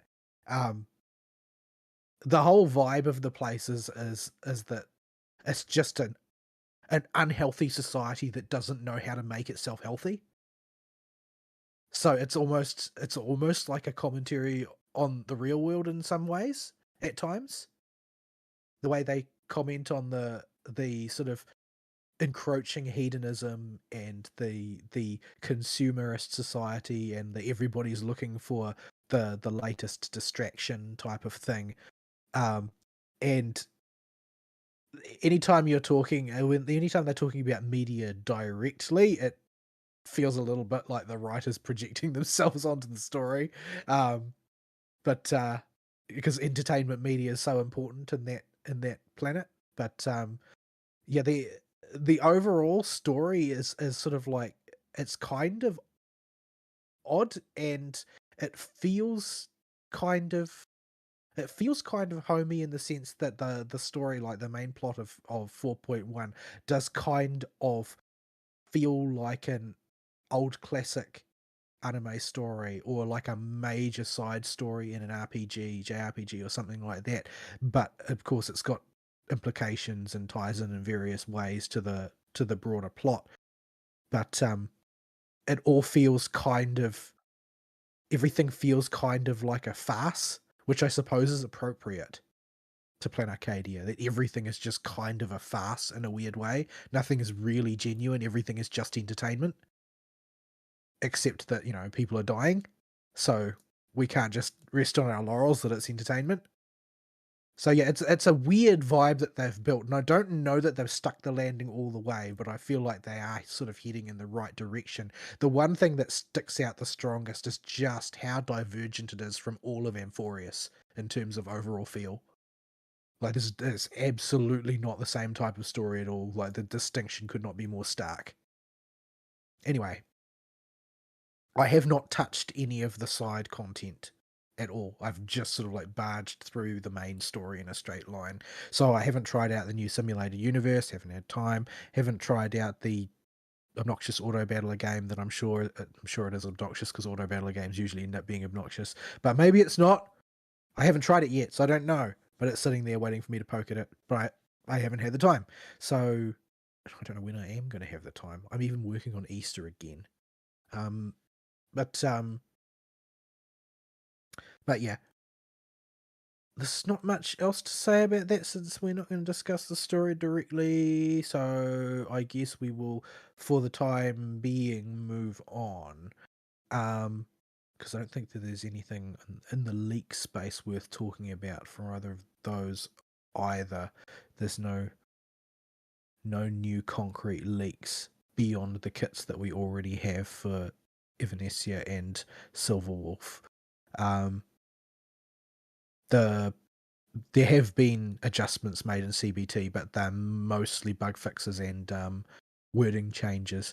Because it seems like this HSR team just don't have a very good grasp of their own style sheet. So they usually end up a version after release changing all of the wording on things to be more consistent with previous wordings used in tooltips and ability descriptions. So I don't know why they're so bad at maintaining a consistent style sheet, but Nah, fam. WoHo's giving us 100% speed boost. well, they fixed that one already. I don't know. This is now the typo. I believe. The thing is that it's only a typo in the English. Like every other language is consistent. It's just the English one seems to just be really sloppy. I don't really know why that is. Don't know who's responsible. Maybe they don't really know English or something like that. I don't know. But yeah, there'd be no major changes to the Nova flares. They still are all operating the way that they did before, just with some wording changes. They've removed, for instance, the generic term slow from Welt's abilities and replaced it with weightless, which is more appropriate to the gravity theme. I get the feeling that slow was going to be a common debuff amongst various characters at launch, and that just sort of never eventuated. That seems to be the way it was going to go, but anyway, not much else to talk about there. Let's see. Z. It's Hiss. Z. Miss Hiss. So leaving aside Miss Hiss for the immediate time being, the character released with Nangong, and I pulled her in what for me is record time, which means to say I won my 50/50s. So I'm going to call it a fantastic win because I didn't have to completely empty the polychrome bank. And I got her and I got her signature, and I have completely dog shit gear on her because I can't roll worth a damn. So I might be farming for a while. Fitting her into teams has been, there's no, like, she's incredibly flexible and effective as a stunner in a variety of contexts. The main issue is that you feel kind of weird because you're always starting kind of, she's one of those characters who really does need to start with full energy and just doesn't. Like when I say energy, I don't actually mean energy. I mean her unique resource, because she needs a full bar of her unique resource in order for her to execute her basic combo that you normally use when on field. So you either have to just skip her at the start of a fight and just move on with your life until she's got some energy, or just do a really half-assed version and then move on to the next character. And yeah, the rate at which she acquires energy is heavily dependent on the amount of anomalies you're inflicting as well. So there's the speed that she moves, the speed of the rotation varies massively between teams. So if the team tends to advance too far while generating too few anomalies, you tend to get back to her without enough of her resource to properly launch into her combo. And also I'm going to be forced to read the tooltips, I'm afraid, because the sort of inconsistency with the speed at which you get back to Nangong in the team order means that she might be entering in on an assist, she might be entering in cold, she might be entering in on a chain attack, because she does a lot of freaking stun. Way more than I'm used to having. Yeah. Anomaly scaler, by the way. Who needs impact? So yeah, it's I keep accidentally inflicting stun and surprising myself, and I'm like, oh crap, I don't know what button I'm supposed to press now, because normally I'd be waiting another cycle for this. So yeah, it's been interesting. I think that it's a situation where even I'm going to be forced to have to do a tiny bit of team labbing just to understand how she slots into the lineup, because her actual on-field, what you want to do with her when she's on-field is mind-bogglingly simple. The problem is, when does it happen? It needs to happen at the right time, otherwise it's not going to be useful. And I also, like, I'm wrestling with the same thing I always end up wrestling with in ZZZ, which is, like, not really understanding what order I should be using characters in, because they don't seem to want to do what I want them to do all the time. But, yeah, there's a learning curve there, but it's not a very steep one. I just need to understand a few basic facts about the way things are meant to be assembled is all. Yeah. Anyway, I have not touched the event in ZZZ either, again, because I have no time. It's just kind of sitting there. The hot pot event. I've not done the event yet. But, I've only done the main story. yeah, well, so all I've done is the main story as well. I did log on just briefly this afternoon to smash through Sheer Defense and Deadly Assault with appalling scores. But I was in a hurry, okay? I don't have any time. So I just attempted everything once and managed to at least get the polychrome, which is what we're after here. So yeah. Anyway, but to be fair, it did not seem like I had to try very hard to get Nangong to work at least minimally in those contexts. There's definitely some cleaning up to do, though. I was very sloppily performing. And the new boss, I am deeply underwhelmed by every aspect of it. It is one of the, like, coming off the back of what is mostly an incredibly designed boss in Vesper, the new guy is terrible. He is one standard unit boss. It's unbelievably dull. Like he seems like he exists just to introduce the barrier mechanic in a comfortable environment. Yeah, I was like, I found myself thinking, I hope this guy's not going to become a recurring character, because he is not interesting at all. But yeah, it's an incredibly bland boss.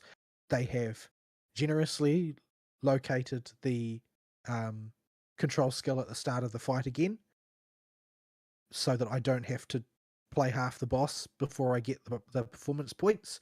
But yeah, his moveset isn't interesting. His design isn't interesting. His silhouette is actually really badly designed, as one of my friends pointed out. Is like everything about him is just poorly designed, generic NPC enemy.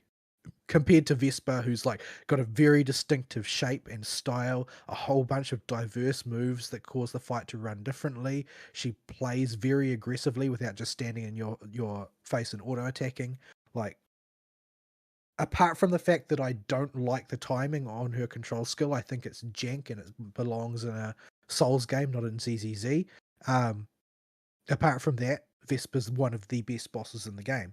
But this guy, his control skill actually is paced exactly the way it should be paced in ZZZ.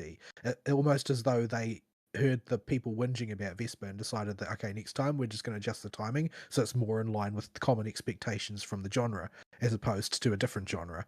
But that's about the only thing that I like about him, is that the control skill feels way more natural than it does for Vesper.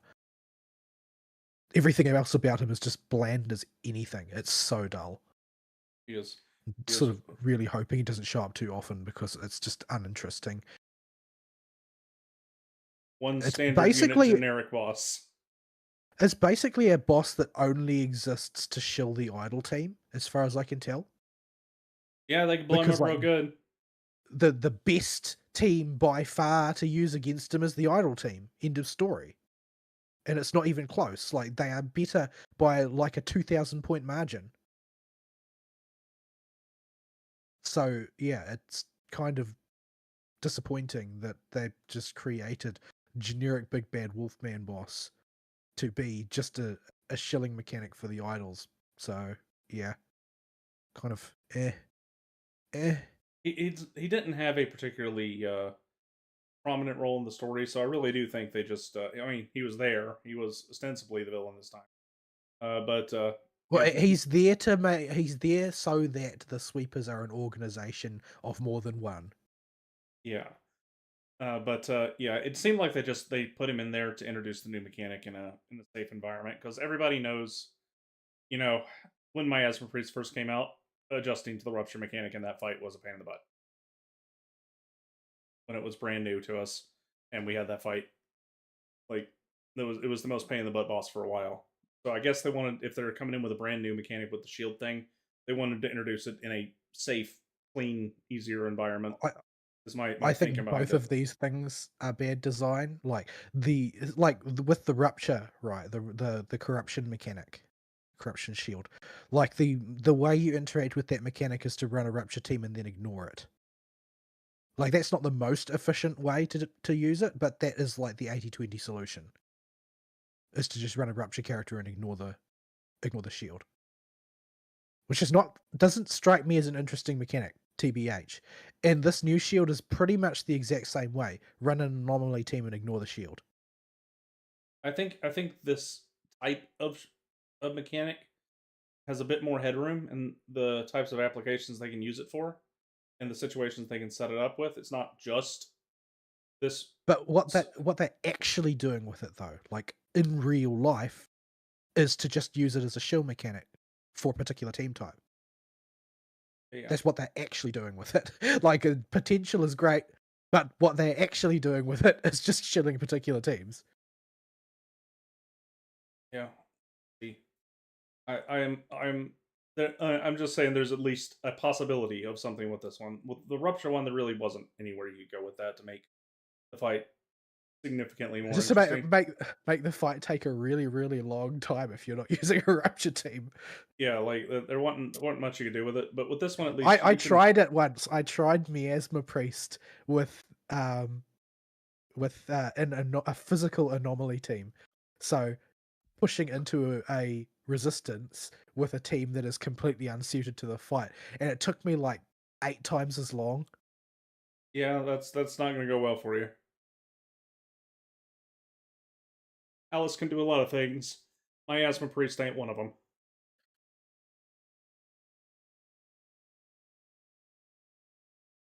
But yeah. Anyway, with that all out of the way, and with my fervent hope that Nangong will get an extra character story assumed, because she was my favorite of the three and she's basically been ignored so far. We can move on to the story proper, and you can lead in with what you want to say about this. Number one, because it's fresher to you by about a week, and number two, because I need to go to the bathroom. Right. So I'm a week behind on WuWa and ZZZ and get into their stories because I was playing Lost Judgment and wanted to do that first. I'm It's not. a good game. Yeah, I'm not super great on jumping between games if I'm intending to finish main stories and stuff, especially single player games. I like to just keep trucking. So I put the story on ZZZ and WuWa on hold for about a week. Um. So, first off, main story. There's been an event that's been sort of advertised around. I think it's been in Lumina Square before this is an upcoming thing, and mentioned a few times by NPCs in minor events and stuff. But basically, the story kicks off with Belle's eyes are acting up because of events throughout the last couple chapters, and are causing her problems. And when Fairy tries to fix it, it doesn't fix. But there's by interacting with one of the other groups that's what tops are. I forget if the girl with the big hat and the girl with the big boobs are from Krampus or if they're from a different part of Tops. Big hat and big boobs. That honestly, that doesn't narrow it down very much. It's a really big hat. And the boobs? They are really big boobs. They are gacha characters. Like Yadari beats her, I think, and that's probably it. Oh dear. She's definitely a booba monster. No The question booby about lady. that. Yeah. Do you remember if they were part of Krampus or a different branch of Tops? I don't think that they're part of. Oh, let's just look it up. Norma. Right, I'm on the wrong wiki. That Norma is Genshin's Norma. Come on. Why are you doing this to me? I absolutely hate fandom, and I think it should be scourged from the face of the earth. After they got bought out, it became totally useless. Absolutely unusable. Yeah, like when Okay, they went. so they're part of Marcel. Okay, right. The people that make the bang boos. So they show up, give Belle a keychain, looks like a silver bang boo, and Belle feels way better when I'm saying Belle because that's the proxy we play as. So Belle's our lead proxy. They give Belle the silver bang boo charm, and her eye implants are acting way better because this charm is made of a special alloy of porcelain that eases the ether activity when it starts acting out of hand. So Belle learns about this competition that's going on, and she wasn't paying super ton of attention to it before, other than getting a text message from Nicole that she totally wants to. It's worth mentioning that this alloy is like rarer than platinum sort of thing. You Yeah. just can't get it normally. Yeah, it's super rare, and there's a W engine It's a controlled substance like plutonium as well. Yeah, but there's a W engine made of the stuff as a reward for winning this this competition. So we're gonna go. For some reason, nobody comments on as being conspicuous in any way at any point. Yeah, there are a lot of players that want the dumb thing. They're just not being super vocal about it for some reason. But Belle needs one of these so that her eyeballs don't explode or something. Not really clear what happens when they overstress their limit, but she at the end of the story she says she can only use them about 10 more times. So we'll see where that goes. But to get into this, they get contacted by Nicole and they meet up with the Cunning Hares and they're totally going to enter this contest test and they register and it's all great. Enter Miss Hiss. Oh dear. This entire main story is all about Miss Hiss. Well, not about her, but she's there. And is the central lens through which everything is viewed.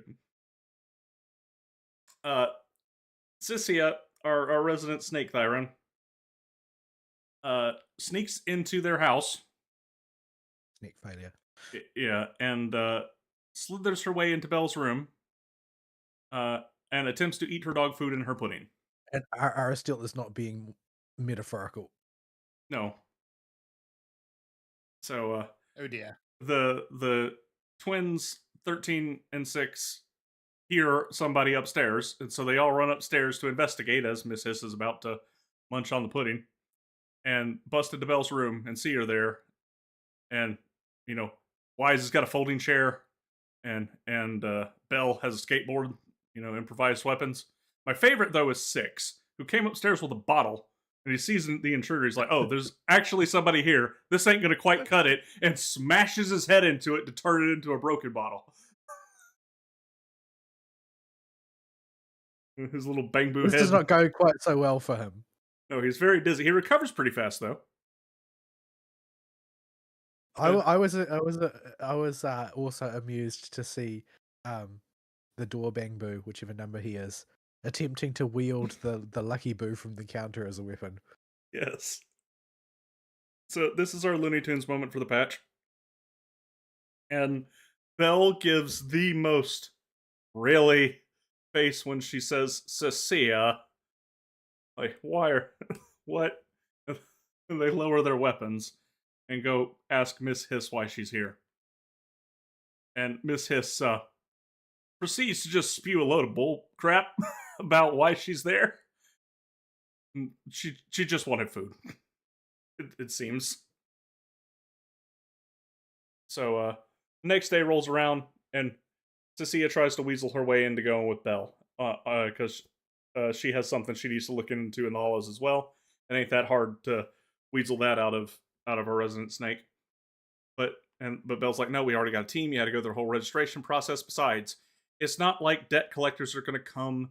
You're going to get one of our teammates is going to get, you know, debt collectors come after them, or they're going to get sick, or they're going to stub their pinky toe or something and need to sit out. Cue Nicole calling, or Billy calling on the phone.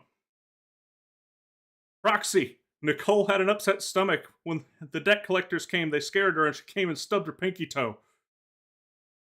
So she broke her pinky toe. That's right, broke her pinky toe. So now we have an open. As someone who has dislocated their pinky toe in the past, that actually really hurts. Yeah. Like a lot. Yeah. So, because it's Nicole, she managed to have all three happen to her at once, and we now need to find a replacement. And we have. Which was deeply disappointing to me because I kind of wanted to see Nicole and Cynthia interact. I did. Well, I mean, we get to see Cynthia interact as Nicole because. Yes. Nicole. She's really committed to the bit. I expected her to be the one that slips up. She does not slip up. She is, in fact, more than happy to be the boss of a group. And embraces her new identity as Nicole for this competition the entire way through. Surprisingly convincingly. Yes. So, you go into the Hollow, you investigate stuff. I'm not sure we want to go too much deeper into spoilers because it's still relatively recent content. But the TLDR is that Belle doesn't wind up with the ball, with the special alloy ball, and her eyes have she guesstimates a fixed number of 10 uses before bad things happen. And and the story arc seems to be revolving around why did the lady with the wings steal the ball? The people that sent the crazy wolf man to go kill people, well, they just sent him to go disrupt stuff, but he wound up just murdering people. And what are they up to? So basically, the company that is putting on this is a sports competition, an extreme sports competition, basically, where teams sign up, they go into the Hollow, and they hunt ethereals, and ethereals of different sizes and difficulty are scored differently, and you are competing to earn points, which you can use if you're one of the teams that survives the phases without getting knocked out. You can then spend those points to claim prizes from the prize pool, with first dibs going to the winners and so on and so forth. And the company putting it on, it's regarded these days as sort of like a legitimate sports venture, but the company putting it on, Rusty Cliff, is also the one ponying up the prizes, and they have deliberately put this rare W engine made out of this alloy out there for reasons that are as yet unexplained. Yes. So yeah. Tops is also particularly interested in one of the contestants who has the ability to freeze ethereals. At first, they don't know it's a person, I don't think, but they know. Tops, not Tops, Nips. Yeah, Nips.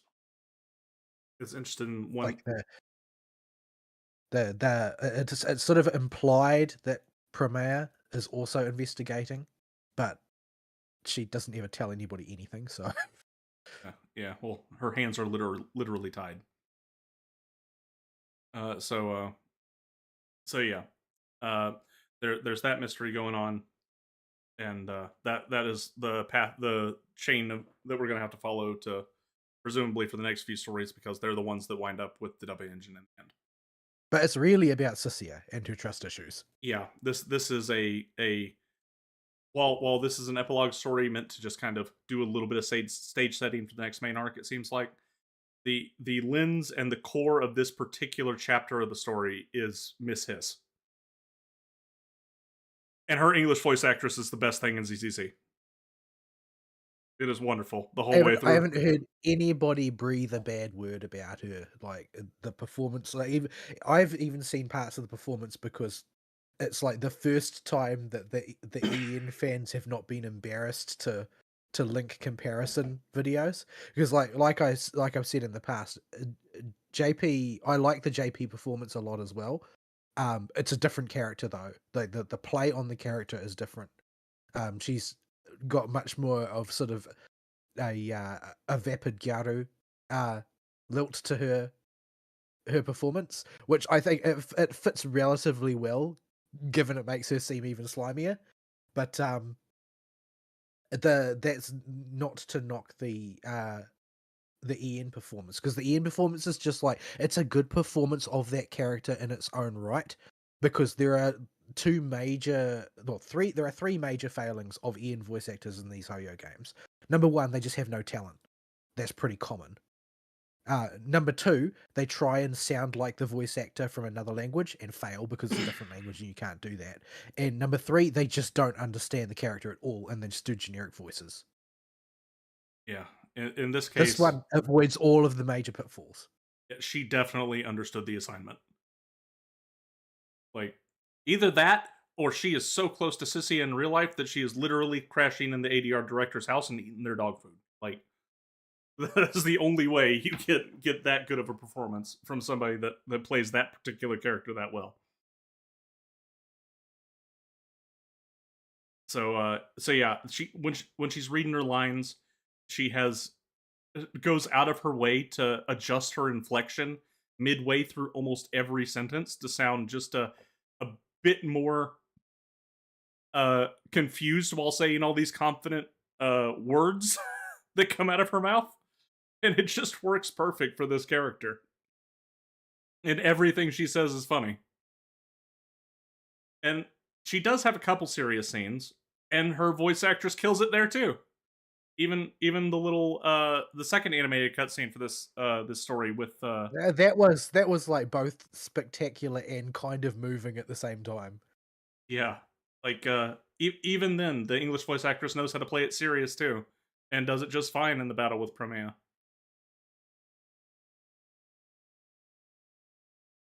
So yeah, I was really impressed, and a good English performance will significantly increase my chances of making bad decisions. So so yeah, that's it's hard to talk about the performance because it's all in a performance. You just have to go listen to it and just know that it's good. The only bad thing about it is that the main reason it's so noticeable is how atrocious a lot of her contemporaries are. Yeah. Belle's voice actress had a few winners too when she was with Cecilia. I almost wonder if they did a little bit of in-person recording at the studio with joint sessions because they bounce off of each other really well. It was either by accident or the ADR director was really on the ball and gave good directions for different sessions. Because Well, it could just be that they had already mastered the final versions of one of the characters, and so the audio was fully available for the other one when they were recording. That's possible. There are ways it could happen, but they did it really good. And Belle had a lot of fun in some scenes, particularly the scene where Sissia, nope, Sissia, spit it out, nope, spit out the wrapper, nope, no, don't bite my hand, bad snake, or whatever the full line that Belle says is.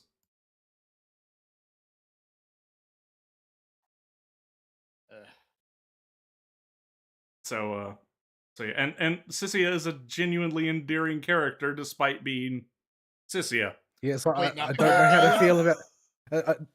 Like she's a complete snake failure for sure, but it's kind of endearing because, or I guess, because she's so consistent and sincere about being a total snake failure.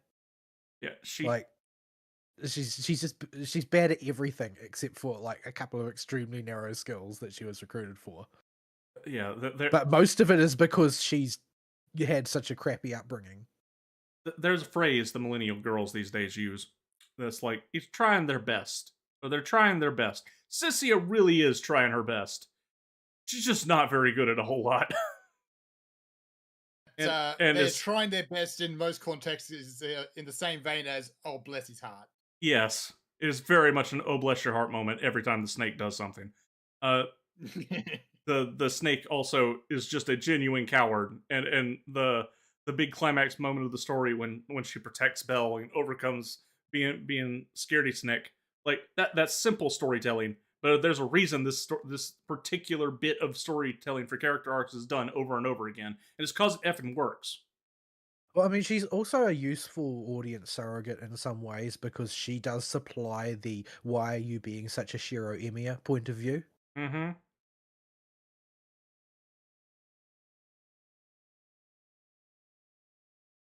Yeah. So yeah, that's the ZZZ's main story. I was very impressed with it, mostly because of Cissia's performance. Yeah, It was the writing is a bit in places, but the actual way it's executed by the people who are acting it out is incredibly good. so yeah. Do recommend, and we'll definitely find a way to pull for snake failure. At least the character. The wallet may come out. I remember saying previously that they're going to give her a character story that's going to make her really endearing, aren't they? And they did do exactly that. Yeah. So Because I suppose the thing that really makes it stick out is that she undergoes like real concrete character development that manifests in action, unlike a lot of other characters. Like if you look at other characters who appear late in a version in that, like Yudari and that, they don't really do anything. They just appear and they've got some sort of like artificial issue that will then disappear and their behavior will continue exactly the same as it ever was. yeah. They don't really do anything different. And there's a lot of characters that end up succumbing to this because the writers clearly end up sitting on the fence between do we or do we not tell the same sodding orphan story again. But this this particular one is about a character who has had the same, tragic backstory type of thing, but is actually genuinely turning over a new leaf because she's managed to find someone who has inspired that. Yeah. Also, did we ever figure out what Chalky's deal was other than he's been with Sissia forever? I think that's just it. Like They're bros, basically. Chalky is the little snake with the bow tie that just hangs out in Sissia's boobs. That's an odd phrasing. It's in the picture I sent you. I mean, It is. it's not just phrasing; it's literal. It's she has a booby snake. That snake is alive, and it's got a name. And it's named Chalky, and she is very You can fun. hear it hissing in a few scenes. Oh my goodness! Just more praise for the English voice actors here. In gameplay, with her gameplay sounds, when you dash with Sissia, she goes with the most ditzy sounding hiss. Every about like 3 or 4 dashes, she'll just do it randomly, and it's so funny. Just totally playing the bit up. I've heard that. Now, my evidence is anecdotal from other voice actors, mostly listening through appearances where Molly talks to the other voice actors, Grace's voice actress. But they've been saying the current ADR director for ZZZ seems to know what they're doing and has been genuinely good about adjusting to the whatever actor they have playing a character. So, and that's holding true so far. The last several patches have all been really good for ENVA and ZZZ.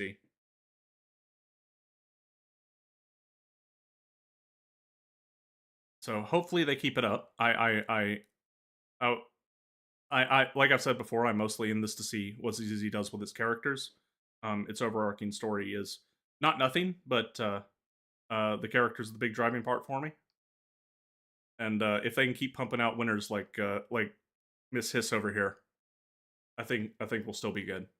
So I don't know if the next patch is the full new version or if there's another epilogue after this one. Off the top of my head. I don't think it's a full new version. The hype usually looks different leading into one of those. Yeah. We haven't had like an end of version cliffhanger per se. I think they're probably going to push forward probably one more notch with this current plot. Yeah. Because Promea and Billy are going to still be 2.x characters as far as we can tell. Yeah, and they're both prominent in the story right I'm now. expecting that 3.0 will kick off with the introduction of the wind element. Yeah. So yeah, upcoming we have we just had it revealed yesterday. The Billy hopeful are rejoicing. SP Billy has been announced. EX Billy, Starlight Billy. We are getting Which unfortunately means that we are almost certainly going to see Wolfman again. Because his main involvement in the story was because he was one of the oldest members of the Sons of Caledon, meaning he probably was a member of Caledon as well before that. And since he was for Sons of Caledon, he was their champion before Lyta.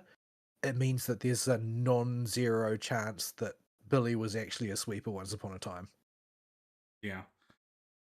And the other one is Promea, which she was coded as a playable character from the beginning since her first reveal. Like you could tell this is either going to be a boss or this is going to be a player character. And she's going to be playable. Billy is Fizz Rupture, and Promea is Anomaly Ice, I think.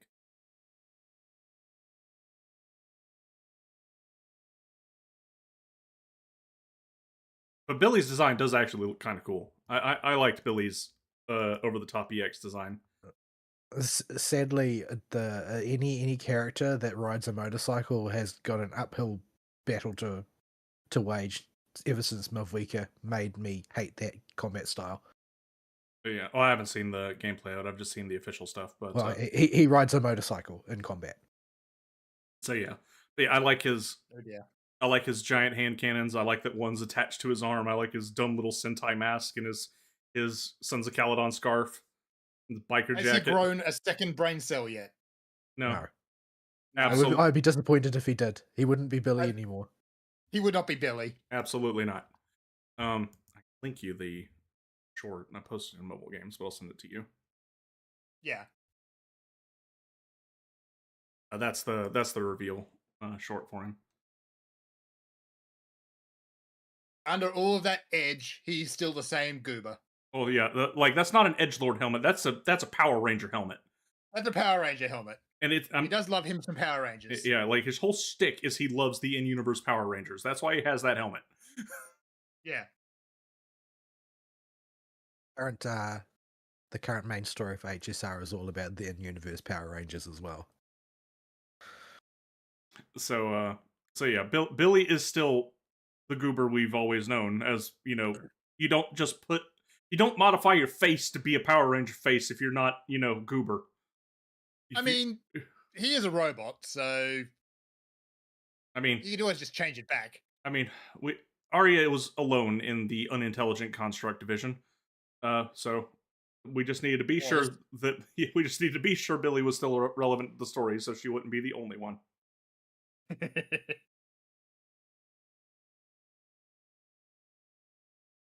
Yeah, we do have a few other new characters on the table now that look like they are positioned to be playable. The two that were previously introduced being Norma and Velena, the two from Marcel, and then of course Ramiel, or whatever her real name is, whether she continues to go by Ramiel or not. I mean, she could also be a villain. Like her design sort of straddles the design points that you can usually see in a playable and in a villain character, but she's slightly more playable character coded than villain character, but not guaranteed. Then again, she does also have sort of like a coloration that suggests that they could just like position her as a Void Hunter type character, like they did with Yushan. Yeah. Because she clearly doesn't use the conventional colors when it comes to combat. But she's also extremely antagonist coded, so yeah. So we'll see where they go with that. Sent Fern a picture of big hat and big boobies that we're talking about. That he knows. Yes. I wasn't kidding when I said it's big hat and big coat. Big hat and big coat. Yeah, it's a Russian bamboo hat. Yes. And then there's just boobies.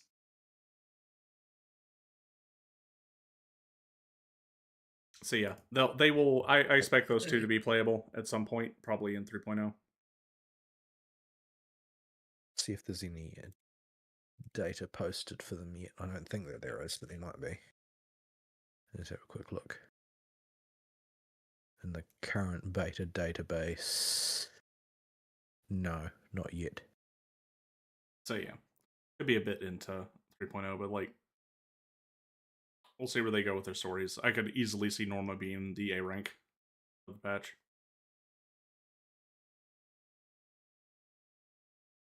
Well, I mean, they're going to have to, if they're going to introduce a new element, they're going to have to make sure that there's an A rank of it so that people don't get hedged out when it's in chill mode.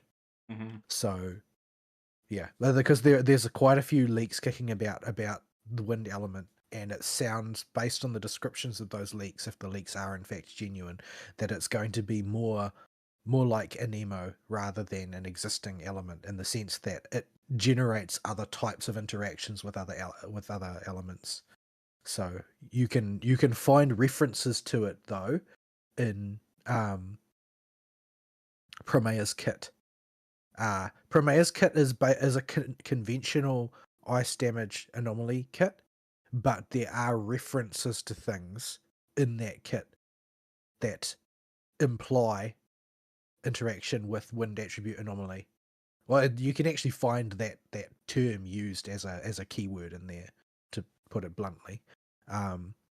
Although it's not, I don't think, based on what I remember about it, that it's actually like, it's not like the point of her kit. Like she's not like designed from the ground up as a wind anomaly shield character, but she does have interactions with it, meaning that she's designed for that particular like future paradigm where there is the wind element has been added to the game. But if her kit is that way, and I don't think Billy's kit has anything element related in it whatsoever, um, I think that you're basically looking at, you have to follow Promare with a wind character, at least one wind character. Yeah. So yeah, that's where ZZZ's at. I'm looking forward to what they do with it. Sissy, it gave me hope they can at least still do character writing. So we'll see where they go with the 3.0 story, or we'll probably continue on with the current. Fingers crossed they can just sort of shake off the weird state that they were in toward the end of the main story arc in Wi-Fi Peninsula, because that went to a real weird place. Like, it was impossible to tell what they were trying to accomplish. See Creator Ball. But yeah, it seems like they're just sort of shaking off that past at this point and orienting things differently. Yeah. It's worth watching some of the external material if you haven't. Most importantly, the one about the various players from Tops and what they're planning to do, because that's explicitly released as sort of like a lore video to explain, you know, what is happening in the smoke-filled rooms during this particular time. I will, for convenience, I will link the English version in the live show chat, because it's lore significant. And that content is not explicitly in the game anywhere. It only exists outside of it. I see. So yeah. Right. So that's ZZZ. They are coming towards the end of 2.x. They are reasonably well positioned to go strong into the next major version after having a really weak sort of lead in and middle. They are sort of exiting strong. So the reverse of Genshin, where they had a really strong primary narrative in the front end, and now they appear to have completely lost the plot. So, yeah. Anyway, moving on to WuWa. As far as the events go, I haven't really touched them other than to play a little bit of the rhythm game thing last night, although I don't remember much about it because it was really late when I was doing it. But I did apparently get all of the limited time rewards, so I can take it easy with the rest of it. But the WuWa soundtrack is full of bangers, so yeah, I'm fine with that. I was a bit surprised to see some of the ones that got omitted, like Saving Light's not in there, the anniversary song's not in there, and Ari's favorite Everyday Carnival is not in there, but there's still some bangers in there, so it's all good. Yeah, they have a relatively good selection. I would have liked to have the PP anniversary song, or even Flow, or Every Day's a Carnival, or the Grand Carnival. Might be licensing that one because of the singer. But yeah, it's got a reasonably good selection. A lot of Augusta's music is in there from her story quest, and all of her music was really good. Um, Cartwheel song is in there. Her Septimont song is in there anyway. Um, yeah, it's good. And a couple of a southern couple of Mustache songs are in there. And I was worried when I first booted up the event because I saw Cthulhu in there. I was like, oh no, not again. Because every time this thing is crossed over in any rhythm game, it's the song that Mustache likes to use to clobber people over the head. It'd just be way harder than anything else. But this is WuWa. We're not a proper rhythm game, so I guess we got off easy. Well, I mean, to execute it properly would still be tough. Yeah. It's just that the scoring is gentle because it's not a rhythm game. Yeah. So they don't like kick you in the nuts over it. It's like, well, you're gonna miss some, but we don't really care all that much. Just do decent. Yeah, well, and we'll call it good. There's so many notes in the song that the auto speed up mechanic will get you most of the score you need for an S rank anyway. And that's I only attempted it once and I was traumatized, so I'm not going to worry too much about it. But yeah, the actually I found this last song on the WuWa discs, the third WuWa disc to be way harder than Cthulhu. So Mustache needs to set this game up. I don't know if it was necessarily harder because the song was harder to follow, generally speaking. Yeah, I have heard like, something like Thuga is like, well, the song has a lot of notes and it's fast, but it's actually quite rhythmic, unlike the final song in the WuWa track list, which is not nearly so instinctively easy to follow.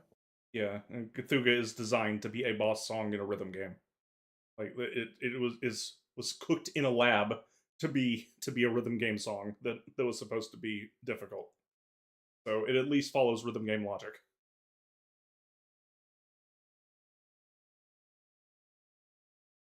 But yeah, that being covered, the main event is Sagrika's plot, Sagrika's story, and the festival. So, public service announcement: make sure you don't end the festival unless you are perfectly happy for everything to be gone, because it will be gone and you can never get it back. And I'm very upset about that. I mean, I wasn't surprised. I sort of assumed that would be the case, but I also felt like I had no choice but to end it so I can like move on. Get us out of locked Because they single player land. Yeah, because they kind of force you down that road without any alternative. But it does make a whole bunch of like interesting hijinks in that just disappear. I spent like 30 minutes playing with stupid wobbly soul skins. Like, it's just kind of a bit disappointing. I wish that they had restricted more harshly what things actually get terminated by ending that quest, as opposed to, just restoring the entire academy back to, pre-festival appearance without there being, any sort of holdovers of any of those assets. But they're not going to like craft all of those assets to use them one time and then never again, I don't think. Oh. They'll show up again eventually. Want my wobbly soul skins back. But yeah, so the rough gist of the story is that the Academy has always had this sonosphere phenomenon associated with it due to the massive amount of sort of emotional and psychological stress that accumulates around an academy, and this sort of has a bleed over effect into this sonoro causing it to manifest the thoughts and fears and anxieties and that of the students. And in order to keep this in check and stop it from becoming a massive problem, they have an event which is sort of like a riddle solving competition come scavenger hunt that the students engage in at the end of the year, where it involves a limited amount of carefully controlled contending with their psychological issues after exams are over, so that they can sort of come to terms with them by sort of like by the back door. It's all framed as a game, but what they're actually doing is dealing with their issues. And this is basically a method that is used by the Academy to diffuse the worst excesses of the Sonoro and prevent it from getting out of control. But the scenario in the story is that it seems to no longer be following the rules. It's sort of growing out of control. The Academy's ability to use their technological ability to hold the Sonoro in check seems to have been interfered with, and they aren't able to forcibly subjugate it or control its entrances and exits anymore. So they basically requisition one unit rover to go and figure out what the heck is going on. And Sagrika becomes involved because it seems as though the Sonoro is unfairly targeting her for some reason, and she's just sort of like constantly trying to win approval by being helpful, so she just sticks her nose in, basically. Yep.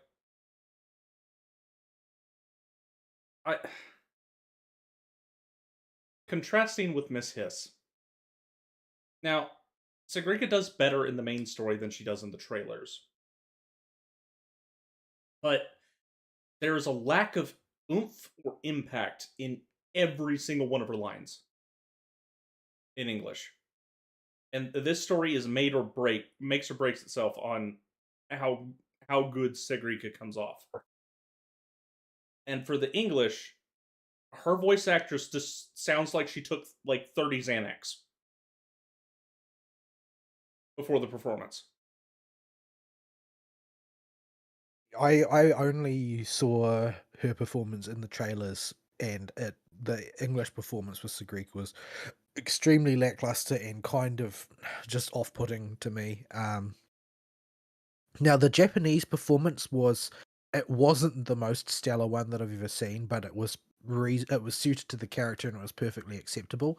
It wasn't like a blow me away performance. It didn't like move me deeply in my heart or anything, but it was a very solid performance. It did the job that the character needed to do. But yeah, the English, definitely, I have no idea what they were thinking, why they thought that was going to accomplish anything. It seemed like they were trying very hard to accomplish a goal that is not clear to me. It's almost like they gave her directions on how they wanted her inflections and fake accent to be, but this curtailed her ability to project and emote. Yeah, because she was thinking about doing the accent, not thinking about performing. Yeah. And it really, like, her accent is weird in English, but weird accents are not out of the norm for any type of media in English, Japanese or Chinese or otherwise. And you can usually live with that. Like, Aggie has a fake accent in HSR, but she does pretty good at her performances in the main story. But Sagrika, just whatever they've done, or maybe it's just natural for this particular actor and she just cannot project. The girl does not know how to put any kind of weight behind anything she says. And there are some moments in that story, especially near the end, where Siggy needs to, it's go time, girlfriend. You are overcoming emotional trauma of the highest degree and all that. You're getting your whole custom animations here with dark lines and letterbox framing. You need to push it here, and it's still the same. I'm going to overcome this. It's good, and that's about as intense as she gets. Like, it's not a bad, like, just it's not badly performed in the sense that she has just missed doesn't understand the assignment entirely. This isn't an Amos situation. This is a case of the actress probably has some acting chops, but this was either a miscast or some of the worst ADR of all time. Like, girl just cannot project. She cannot make her voice go out and punctuate.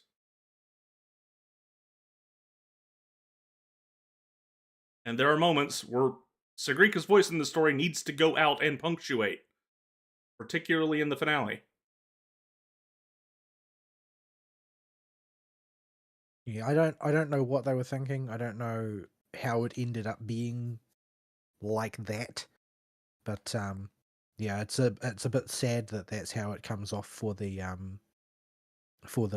English version of it. The Japanese version of it was perfectly acceptable. Like, it was, I didn't have any issues with it. I felt like it delivered what it needed to deliver in the way that it needed to deliver it, and it wasn't what I would call an excelling performance, but it was more than sufficient. And I felt like it did communicate the story quite well. It was it was a very human story compared to Ameth's story, because Ameth's story was very focused on functionally fantasy and sci-fi elements, is what it's based around, whereas those sort of fantasy and sci-fi elements for Sagrika are just a framing device to tell a conventional story about a student who's buckling under the pressure. Yeah, just gotta go send her into the Bad Feels verse to go fight her Tulpa. Except it's not her Tulpa.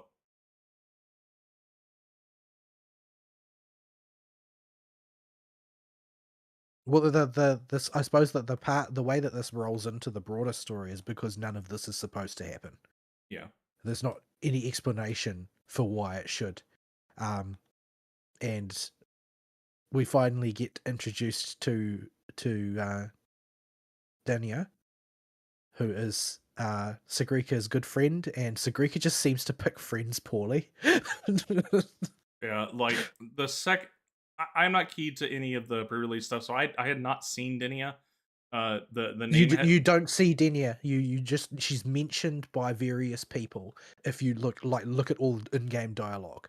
Yeah, like because I spend a lot of time talking to NPCs about everything, but because I just like the setting and I like the NPCs, so I go and talk to everybody in the academy, and so sort of vaguely about Denia, who, and your impression of her is that she's probably quite clever, but way more of a slacker than she is clever, and will just sort of sit there nodding along with lectures and then pass out cold because she can't be bothered staying awake anymore.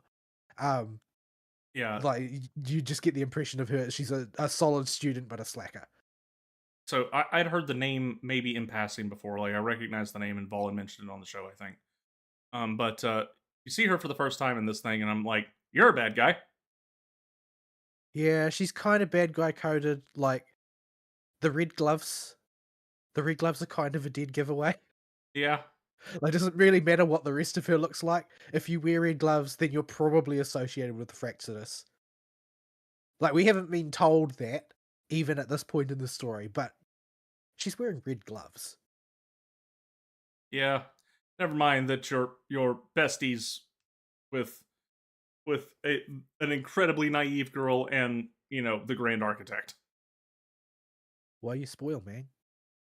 Well, for people that are not active, it will not be clear why, because remember, they don't get to see Denia. But yeah, it's she acts sus the entire time, but she's not like, she doesn't act like Frolova, she doesn't act like Scar, she doesn't act like Cristoforo, she doesn't act like the Grand Architect. Like, she does not act like a Unhinged true psychopath. blue villain. She doesn't act like a true blue villain at all. She's got an agenda, but she doesn't act villainous. Like, she isn't an extremist like all of the others. So it seems doubtful that she's a member of the Fraxidus. That it seems more likely that she's she's an adjunct to them in some way, because she doesn't seem to really carry any of their traits. Because the thing to remember about the Fraxidus is that they're all ideologues in one way or another. Whether that involves, having personal ideals that the Fraxidus have promised you that they're going to help you carry out, or whether you just have a burning urge to tell people stories about sheep when you meet them. Like they all have an angle, and the Fraxidus is part of that. But Danya just seems like, for them, like her reactions in social situations where she is being the regular student, they're all pretty normal. They don't have anything about them that suggests anything odd. Like you can't meet most of the other Fraxidus characters without thinking, okay, this person has like villain written on their forehead. It's just a matter of how are they managing to get through society looking like this. Like Yeah, Scar, for instance, like he's obviously a criminal. yeah, There's no two ways about it. He's not normal. From the second you meet him, he's not normal. Denya's being normal is reasonably persuasive. yeah. She. There was one point in the story where became particularly red flag to me, and that while it could just be her being the aloof girl that just doesn't want to have any fun, she wouldn't eat the rainbow candy that makes you do and say weird stuff. Well, she more to the point, she didn't eat the rainbow candy having eaten it before. Mm-hmm. So if the effect is it makes her only able to tell the truth or something, or it gets an effect similar to what it did to Lene, it could blow her Could cause cover. her problems. And Yeah, she has a reasonably persuasive argument not to eat it on account of not wanting rainbows to shoot out of her eyes again. that is true. She That's did a say valid reason. that happened with the first formula. But yeah, the rainbow candy scene was probably the best scene in the whole thing, where it does something weird to your voice and pseudo random when you eat it. It like it gives Sigrika the hiccups sound and makes Rover inhale helium. It makes Lene have say the opposite of what she means with everything.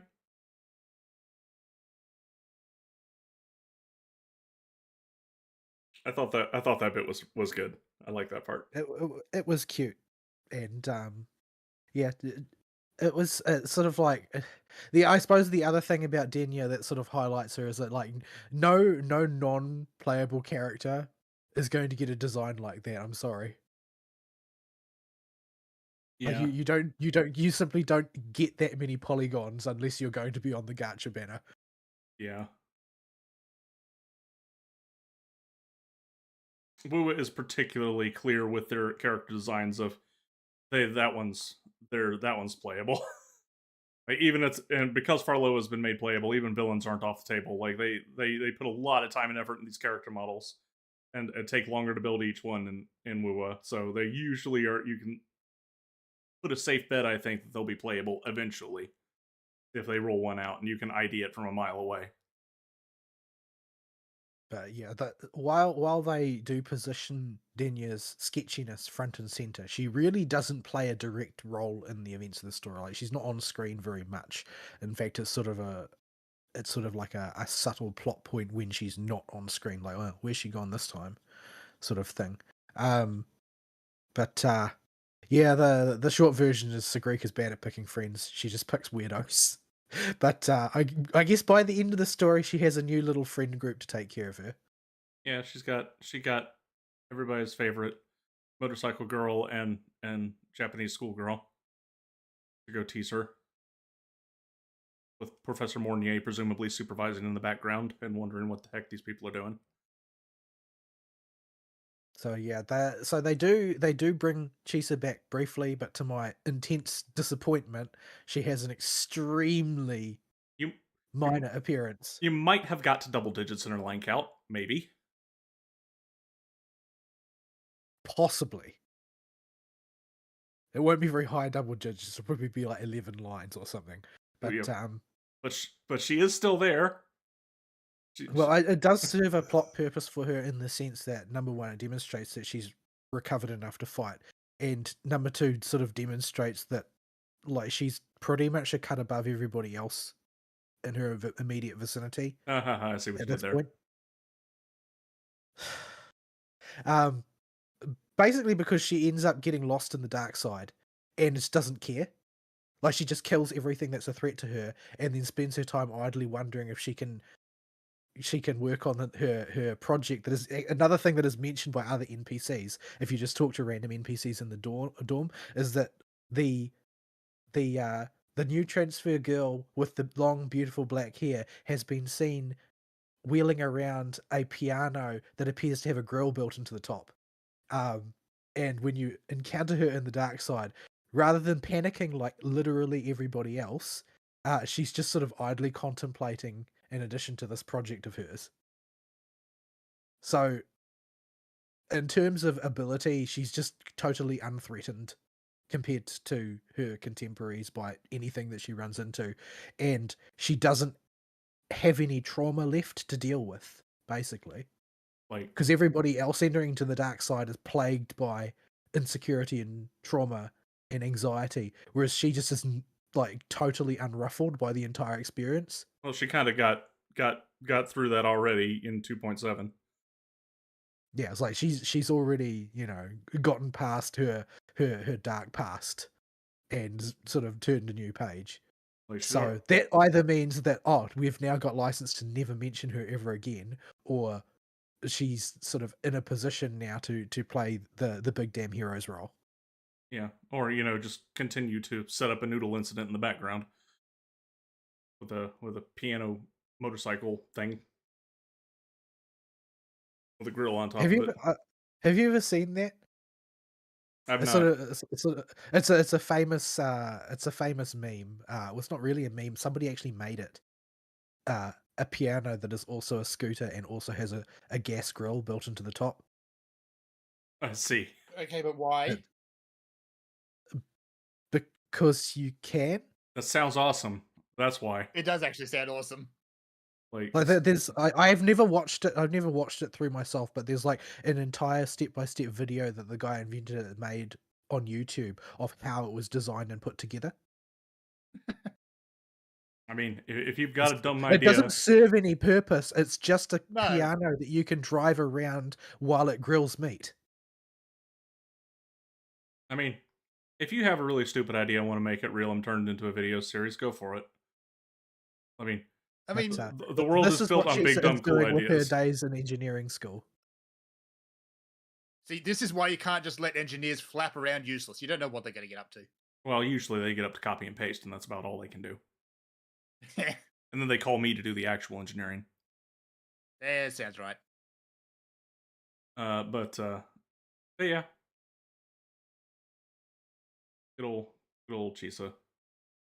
But yeah, there's a lot of this is the token Alice in Wonderland patch, basically, where everything is very strange and uncanny, and you get shrunk, and you follow rabbits, etc., etc. Yeah, this WuWa has its moments where you're tripping balls a lot. You're tripping balls quite hard in this patch. It made it actually kind of hard to follow what was going on. Sometimes you were tripping so many balls. And the story cutscenes are not immune to this. They love to do all kinds of allegorical perspective shifts in the cutscenes just to really emphasize how tripped out this side of the world is. And There was also they got to do their first person as well. many times we almost reached double digits. I was counting.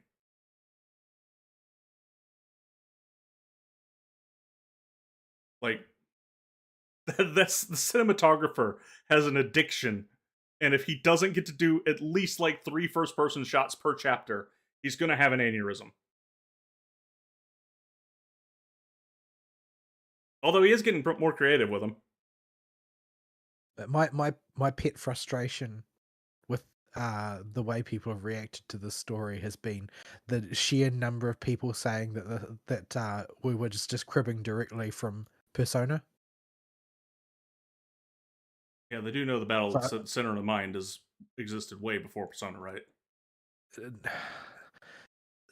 the thing is that most of them probably haven't even started playing video games when Persona came out. So, um, but yeah, this has been a prominent theme online, unfortunately. But I mean, you can see this particular sort of shadow approach is throughout WuWa. Like, just look at how many, if you include the trailers as well, look at how many characters have another version of themselves appear at some point. Like nearly all of them. Yeah. It's a sort of a common trait to all of them. I mean, even Rover got in on the act as of last patch. Yeah. But this is just something they're going to do. Like even if they never reference it again, like Chisa's entire trailer is her fighting a shadow version of herself. It's just never mentioned again. It's just implied to be something that happened to her while she was in that Sonoro. Yeah. So yeah, it was a very trippy patch. It the only part about it that I just have a genuine I don't think that was a very good idea. Um was the integration of the character sub stories. Yeah, And I don't know why they did it like that. It to me it smelt like experiment. Like if we do it this way, how will people react? But it yeah, was just a pace breaker in the end. yeah. Like I'm driving along with the main story, go hang out with Mornia for a while. Go get waffles with Luke. It's like I never asked for this. Like I think that this is like this is an overreaction to the number of complaints they got about characters having, deep and meaningful interactions and relationships with Rover and then never appearing again. Yeah, there had to have been a better way to organically weave this into the story. You probably could have told, use these characters in the story if you'd taken that same screen time instead of putting them in little sub stories. Just wove it into the main story in a more elegant way, more related to the plot. Yeah, like just put like the beginning of that branch point and then make the rest of it a side story. Yeah, but as it stands, you're heavily encouraged to complete each sub story in its entirety when you get there. Yeah, Because like it would have been simple to just have a scene that happens to take place in Luke's office, and Luke finds his breakfast is missing, and then you've got a branch point there. But then the rest of the primary story just rolls on. yeah, and then after you finish the main story, you get a wave band message from Luke that says, "So about my missing waffles." That wouldn't have been nearly as pace breaking because yeah, I but did, I did, I must admit to feeling sort of genuinely a bit desolate when I did Ameth's one, though. It's like this is just depressing. I I feel depressed now. I went up to the top of the thing and I couldn't get hers to trigger. And I tried it during the festival before I closed it and afterwards. I didn't have any problem. You just sit down next to her. Yeah, I didn't even see her up there. Huh. I'll have to head back. Maybe I was Are you looking. looking in the right place? Yeah, that's the other thing. When it says top of the thing, It says top of Rebel College. yeah, Top of Rebel College is where the simulator cockpit is. yeah, that's what I thought. Maybe I'll go have another look when I load my game And back up. she just sits on a park bench up there, and you just sit down on the bench next to her, and the scene triggers, and I just feel depressed, like deeply depressed. Like nothing happens really, but it's just a reminder of like, oh well, everything kind of sucks, doesn't it?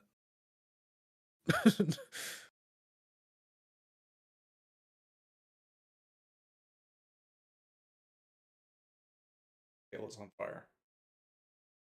But yeah, so that's the story was a quite narrowly focused in a lot of ways story, basically for the purpose of presenting that the Fraxidus are active in Laharoi still. The issue was not in any way resolved. you still have not really learned a great deal about what they're up to, who they are, or why. They're just there in the background, sort of twirling their moustaches and troublemaking. But they have a whole raft of new sort of creations, as it were. So whoever is manufacturing their various modified agents has clearly advanced their craft somewhat. But other than making that an ambient threat, the story is quite narrowly focused on Sagrika's personal troubles. But as a result, it tells a contrasting, narrowly focused story on a particular character who presumably is going to be involved in events going forward, because they seem to be bent on ensuring that happens, that, you know, people don't disappear off the face of the earth as soon as you stop talking about them. But yeah, so that's the main story. There is still to follow the interlude, like last patch, how there's a main story and then 3 weeks later there's an interlude.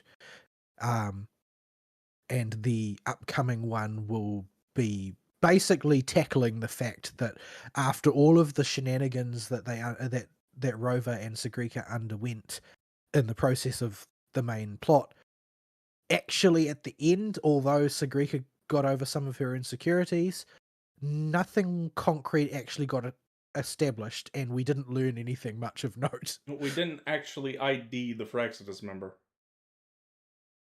which was ostensibly the reason we were doing this in the first place. Well, they go out of their way to make the player hyper suspicious of Danya, but none of the characters in character, I think, suspect her. Yeah. It doesn't seem that way, but they make sure that the player knows. But she's also, based on what she says, she's also not a one-man band. Like, she knows more than everybody else about what's going on, but clearly is not the one making the plans.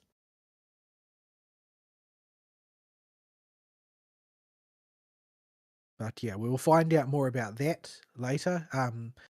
Lucilla talks earlier in this Laharoi story about contacting, this is at the end of Amos' quest, I believe, about contacting a friend of hers who she thinks is going to be instrumental in the process of opening the Strider Gate to try and get to where Amos is. But that's believed by most people, quite credibly, to be Hiyuki, who will be appearing in the next part of the story as a prelude to her appearing on the banner in the following patch, which is why I'm furiously hoarding materials for upgrading sword users. So yes, we do have the next two banners. I posted a reasonably lengthy summary of all of the extant character rumors about what's coming out, but in the case of Hiyuki and Denya, it's now concrete that they're going to be Sword Glacio and Rectifier Fusion, respectively. But other than the fact that we know what their weapons are, none of the materials needed to be farmed for them are known yet. So we'll have to wait a while yet until either clearer leaks come out or they do their preview where it'll be revealed. So yeah, but if Denya's going to appear on the second half banner of the next patch, at least her life expectancy must be reasonably solid. Yeah.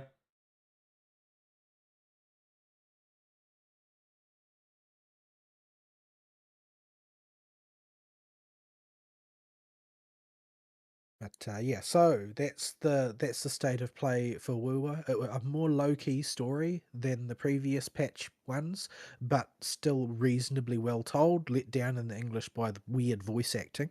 But just a generally a solid way to spend your time with a lot of NPCs to go and chat with.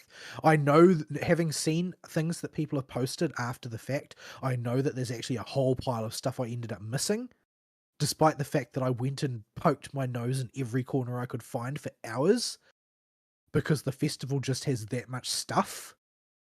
But because you can't get it back once the story is over, well, I guess I'm not going to see it, am I? I mean, Which kind of sucks. that's all sad and everything, but the real loss is the wobbly soul skins. Yeah. I mean, I got to do the bigger things like chasing the cat around and things like that, but there are a few things that I missed.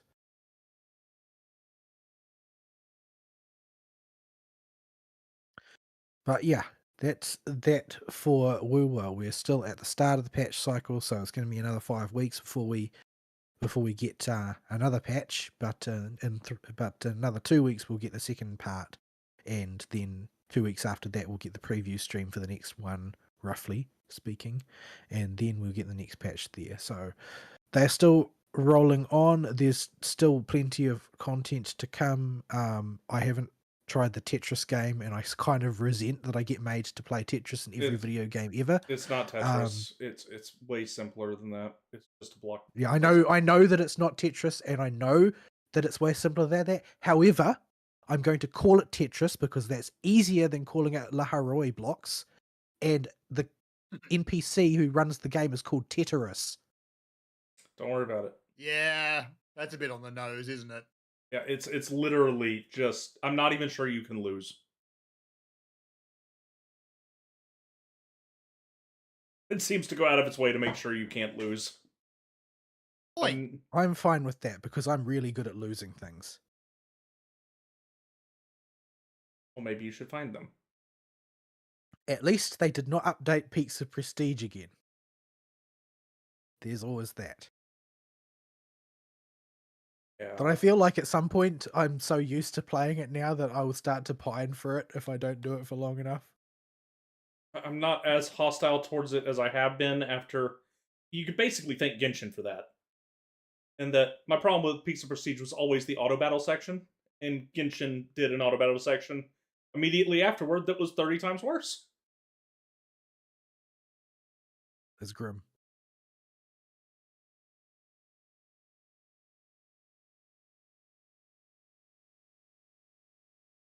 Anyway, that's all I've got to cover on that count. So, what's up on the current banners for WuWa right now? Siggy and Bamboo Guy. So obviously not pulling Bamboo Guy. Siggy I didn't attach to in the story, so I'm not gonna finish the routes to go pull for her. But I am gonna try and get Lene when she gets a rerun on the next half of this patch. And that shouldn't be too bad, given how much pity I built up with Siggy. I think I threw a few at Galbraina too, just for fun, and didn't get her on the YOLOs. So I should be pretty well into pity, and should be able to get that coral for the next Peeb banner. Well, the Peeb that's the thing. Peeb is running alongside Lene. Oh right, yeah. So is that the game you're going to pull to pity for Lene and then cash in the coral to get more Peeb?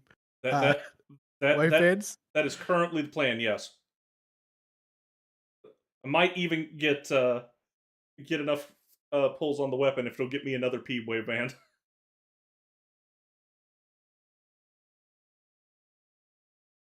You do love you some Peeb. I do play Peeb all the time.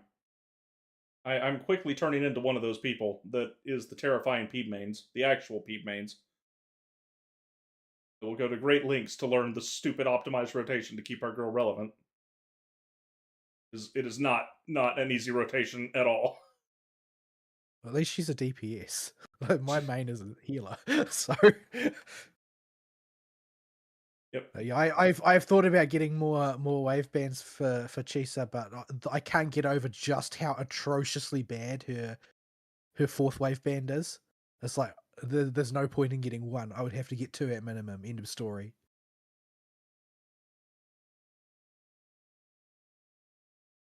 Yeah. So the current plan is to Peeb max through Coral. Peeb maxing, eh? Seems like a noble goal.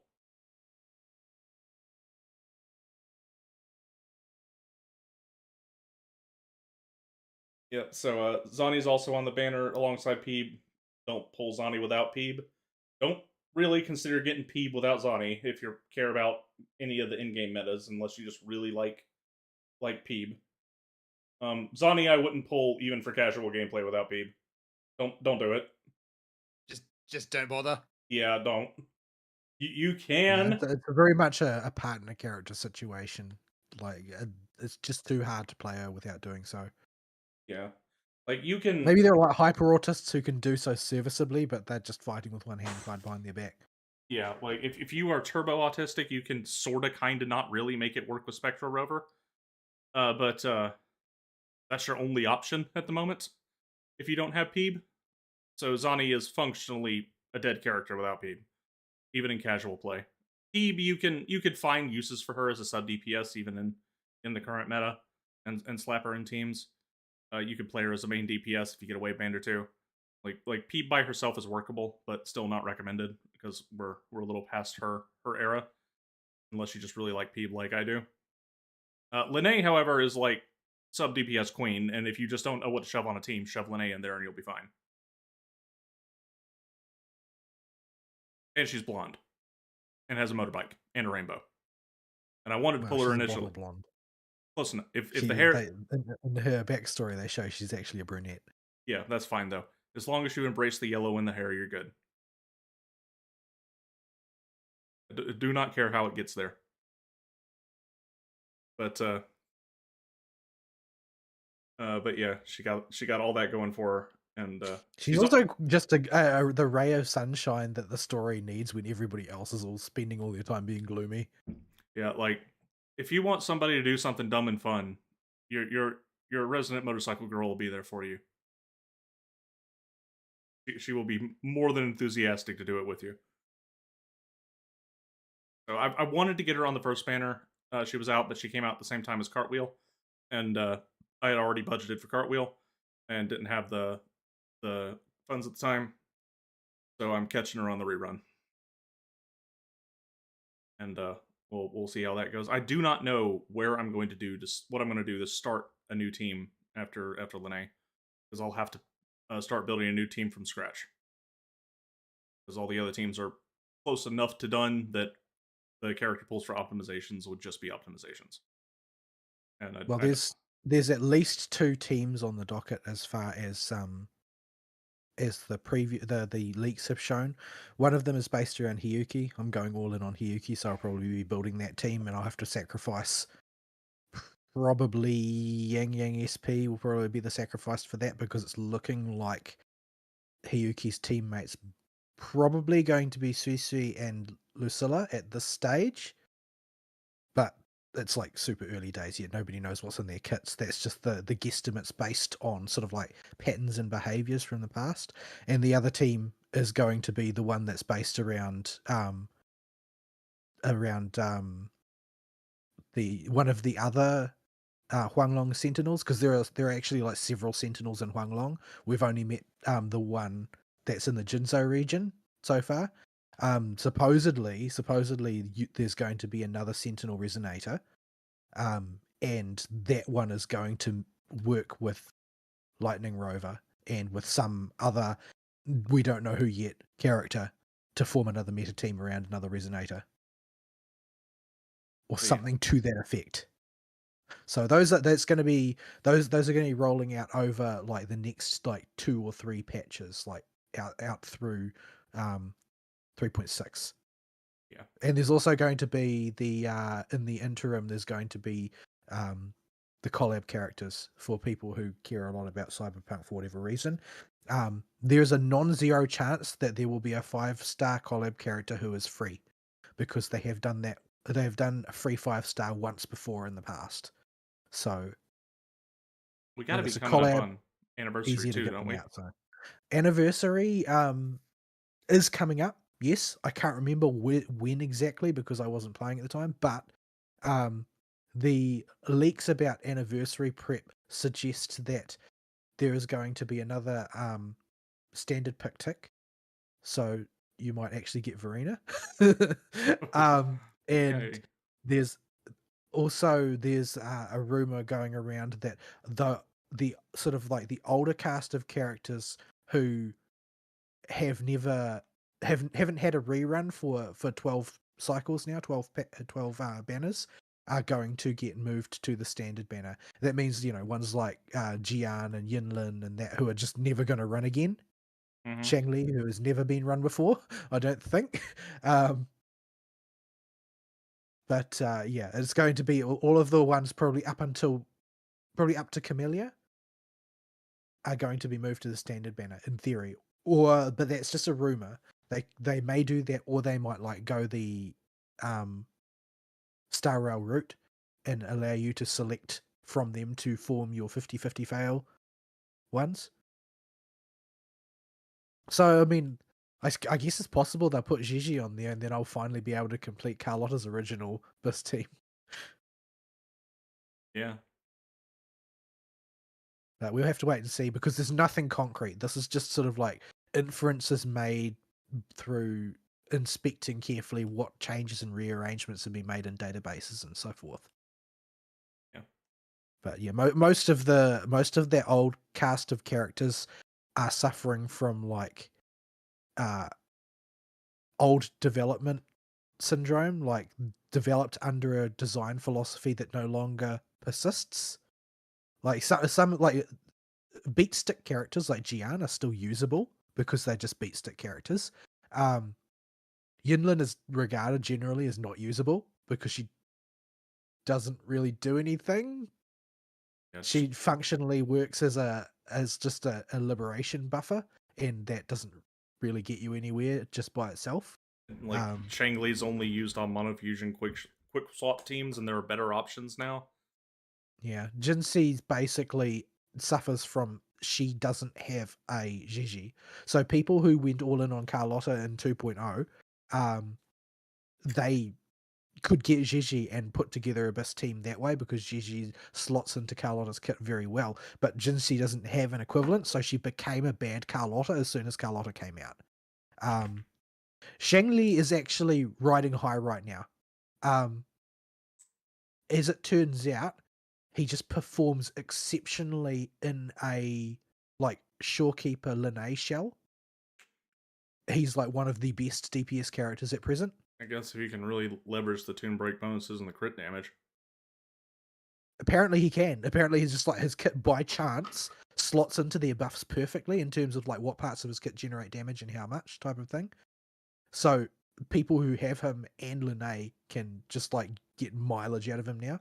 And Camellia, like people still use Camellia in Whimpering Waste sometimes if they don't have Frolova, but she's got Kalchara syndrome. Yeah. You can't get to the end of her combos. Yeah, the benefit is with her in Whimpering Waste. Number one, the enemies don't attack as much. Number two, you go into the air for her second mode, so you can, and you want to do the AoE attack, which keeps you in the air. So you're out of danger for a bunch of grounded attacks from the smaller dudes. So you can get away with her easier. Which is that's only every second wave though. Yeah. Like every other wave, you do have to deal with a fatty. So yeah, it's that's why she's still usable in spite of having Kalcharo syndrome, but she still does suffer from the Kalcharo problem, which is something that presumably they're just going to move away from. Yeah, I think even Segi has attack continuation after a dodge. Our new girl. Peeb does not, but thankfully Peeb's combo is only 3.5 hits. You do have to get to the end of her combo to trigger her big attack. And she also doesn't need to stand next to their face. Well, yeah. She wants to stand in a circle, that's the reason why Carlotta is still held to be the reigning queen of hologram slaughter, because she can stand miles away from the hologram and beat the tar out of it. Yeah. At least Peeb gets to cheat with dodge counters. If you are in blue mode, you get jump directly to the forte attack instead of having to build up to it. But yeah, they've totally abandoned the Kalcharo design, it seems, 2.0 onwards. They've also kind of moved away, it seems like, from the partner character dynamic they had for a while with, like, Chiakona and Cartwheel and Phoebe and Zani. Well, it's not so much that they moved away from it as that they've made it less, like, cynical, because there's still, like, a strongly indicated team, for instance, Mornier, Linnae, Amos, or Mornier, Linnae, Luke. right? It's very, very obvious that those are, quote, intended, unquote, teams. But all of those characters also can be applied outside their niche. Like Amith has her alternate debuff mode. Luke stacks tune break so fast that he doesn't actually need tune break support necessarily. You can use him with other types of support. Mornier is just an all-purpose like 0.9 of a shorekeeper if you ignore her tune break mechanics entirely. And Linnae is like universal sub DPS apply to wherever team. So they all have a very, very strong general kit in addition to their very strongly indicated specialization, rather than, oh, well, this character has basically, and then put this in the slot next to Augusta or whatever. Like, it's not set up like that anymore. Yeah, and Renacita, their character releases for the partner characters were very, very strict. Like if you got Cartwheel, you really wanted Giacona. Otherwise, it's going to be real hard to make her kit work. Because you're just not going to be able to consistently apply the arrow road. If you get Zani, you just ain't filling that bar without Peeb. You can sort of see the loosening up has continued as well, because like it was when you can take Galbrina as an example, where she's got this sort of like echo damage undertone to her kit, but it's totally not necessary. Yeah. And Sagrika, for instance, like people were like, oh, Sagrika means you're gonna have to go back and pull Chiwan, but then it turns out in practice, Sagrika's damage is so good that Chiwan is just icing on the cake, just totally not necessary. You can just substitute another type of buff. I mean, he'll be the Biss, but he's not the Biss by like 98%. Yeah. Galbrina managed to skirt around the problem of needing Bamboo Man as well because she's fusion. And that means because Lupa exists, you can go the mono fusion route instead. And just that will provide enough of a buff to make up for not filling up the echo bar all the way. And in some cases it actually performs better. Going Galbrina, Lupa Mornier. So yeah, from Galbrina onwards, I haven't noticed any just you absolutely need to do the partner character thing. You can just kind of pull whoever you think is awesome or cute. Mostly cute. Or blonde. Would look good in a cheerleader outfit. Burrow, give me my motorcycle trimmings for Phoebe. You want the Phoebe cycle? I do want a Phoebe cycle. I would give them $20 for a Phoebe cycle. Realistically, I think that if somebody was going to get a cheerleader outfit, it's probably going to be Linnae. I mean, I'll take this as a consolation. She's got the right sort of like style and build for it. She definitely has the right energy for it. I don't think there's really any other characters that have that particular brand of pep. I think we could see an event where Linnae and Chisa get cheerleader outfits because Linnae shanghaied her into joining the cheer squad.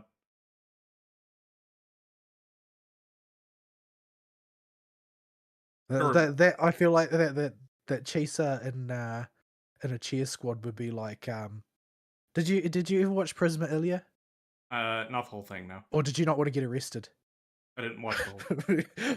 But because there's an OVA where their class enters the cheerleading competition, but Miyu's basically completely has no idea what cheerleading is or what you're supposed to do or why it would even make sense. So the initial training has her basically robotically attempting to follow instructions without any sense of rhythm. Like, yeah, like cheerleaders are happy and fun, and it's always funny when you put the girl in there that just doesn't get it, especially if they're alongside the girl that totally is there to have fun and does get it.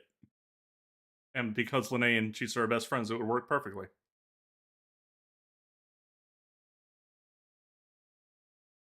Just think of all the heart attacks Mr. Trafficbot would have during that event.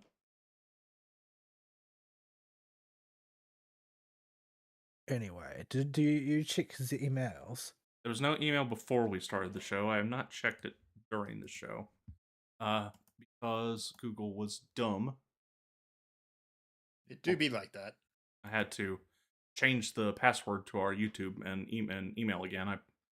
And enable two-factor authentication, or it wouldn't let me turn on the stream. Yeah, someone's decided that something has to happen at YouTube Yeah, must just to make justify their existence. yeah. So yeah, there is no email. Okay. Well, Any good news? news. I did post one thing. All right, what you got? Shadowverse EOS June 30. Oh, the original Shadowverse. I have a Yeah. local Yeah. copy of the English dub of all of the stories saved to You my made hard sure disk. to back it up. Yeah, I've already got the important part of that game on my hard drive. All right, because yeah, the story in that was pretty solid. Yeah, and it's worth going through, but it will not be accessible once that EOS is unless they bolt the old story mode onto the new game. Yeah, Um, but is it going to have? Are they going to keep the anime? I honestly hope they don't. Why did it exist to begin with? It's so awful. It's got nothing to do with Shadowverse other than they're playing a card game called Shadowverse. I just want to see the love story between a bloodthirsty, psychopathic British vampire and a robot, and I just want to see a Wild West fantasy story with high magic involving the machinations of superhuman godlike entities, one of which is named Ishillendrig for some inexplicable reason. That's a name? That's a name. Yes, Strock, that is a name. I just want to see the adventures of Aluzard, the perpetually drunk, time looping vampire, in the dark world of Innistrad, and every single country's dark gothic esque uh, fantasy monsters all getting together to punch each other really good and save their world from Ishillendrig in the future, and then have to go back to the Yeah, Wild West, and now we have werewolves and dragons and and vampires in the Wild West. because a lot of the story in Shadowverse basically says, "Screw it, this is cool." It really does sound absurd when you say the premises, but it just Yeah. is. It just works. It's just a It lot of works. fun. They had a very serviceable and good story there. No, we're not doing any of that. Yeah. If you Mind want you, to, Shadowverse 2's story is told backwards, so there's that. yeah, I haven't. Well, it's you start in medias res, Yeah. and it makes more sense if you've seen the first Shadowverse story. Um, but I haven't. I'm not caught up on current new Shadowverse story, but yeah, if you want to see the Luke's voice actor actually do a good role where he's allowed to have fun, go play or go watch the OG Shadowverse story. You get to see him as Belphomet Yes. and Where he gets to chew the scenery. where there is not a piece of the scenery that doesn't have teeth marks. Yeah, he just goes all out and it's glorious.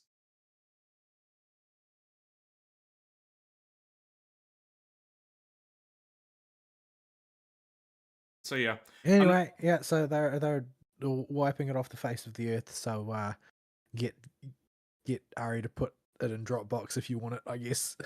Yeah. I presume it's on YouTube as Yeah, well. that's where I ripped them from. I downloaded YouTube DLP just to preserve it when they announced the new one was coming out because I figured the COS was coming. Yeah. Are they EOSing it? Did they do any support for it since the second No. one came out, or has it been in whatchamacallit, maintenance mode? Yeah, it's been in perpetual maintenance mode. It just I think it might rotate which sets are usable, but they don't release any new ones for its standard rotation. And they just pick the most Yeah, popular formats. all the development's going into 2 now. But yeah, it's been in full maintenance mode. Everybody basically knew this EOS was coming. Did 2 ever recover? Yeah, it's doing okay. It had Because I know it had a really crappy launch. Like yeah, its popularity just fell off a cliff really fast. yeah. It didn't fully rebound, but it got back up and it stabilized. I haven't played it at all since then, but yeah, there were some pricing issues and a big focus Still on the 198 mostly negative recent reviews. Yeah, that doesn't surprise me. Yeah. Yeah, Car- this person's got like 56 hours played and a negative review, 120 hours played, negative review, 765 hours played, negative review. Yeah. You got to also Yeah. keep in mind when these reviews come out for card games, because if there's a particularly bad set, that's going to stoke the anger in people, or a particularly bad format, or just They're once. also card game players and they'll complain about everything. So while they're not wrong on the pricing being egregious in the new game, and part of the reason I haven't engaged with it very much, I think that complaint is the most legitimate they have. The rest of it is just standard card game. Yeah. Well, most of these things sound like Yu-Gi-Oh complaints Yeah. that basically the entire game has devolved into one turn kill, so nobody really can play around anything or even play at all. Yeah. I only played the intro set and it was not like that. The whole game getting the hard reboot was ostensibly to fix the power creep problem. So I don't know what they've done to run into that issue again.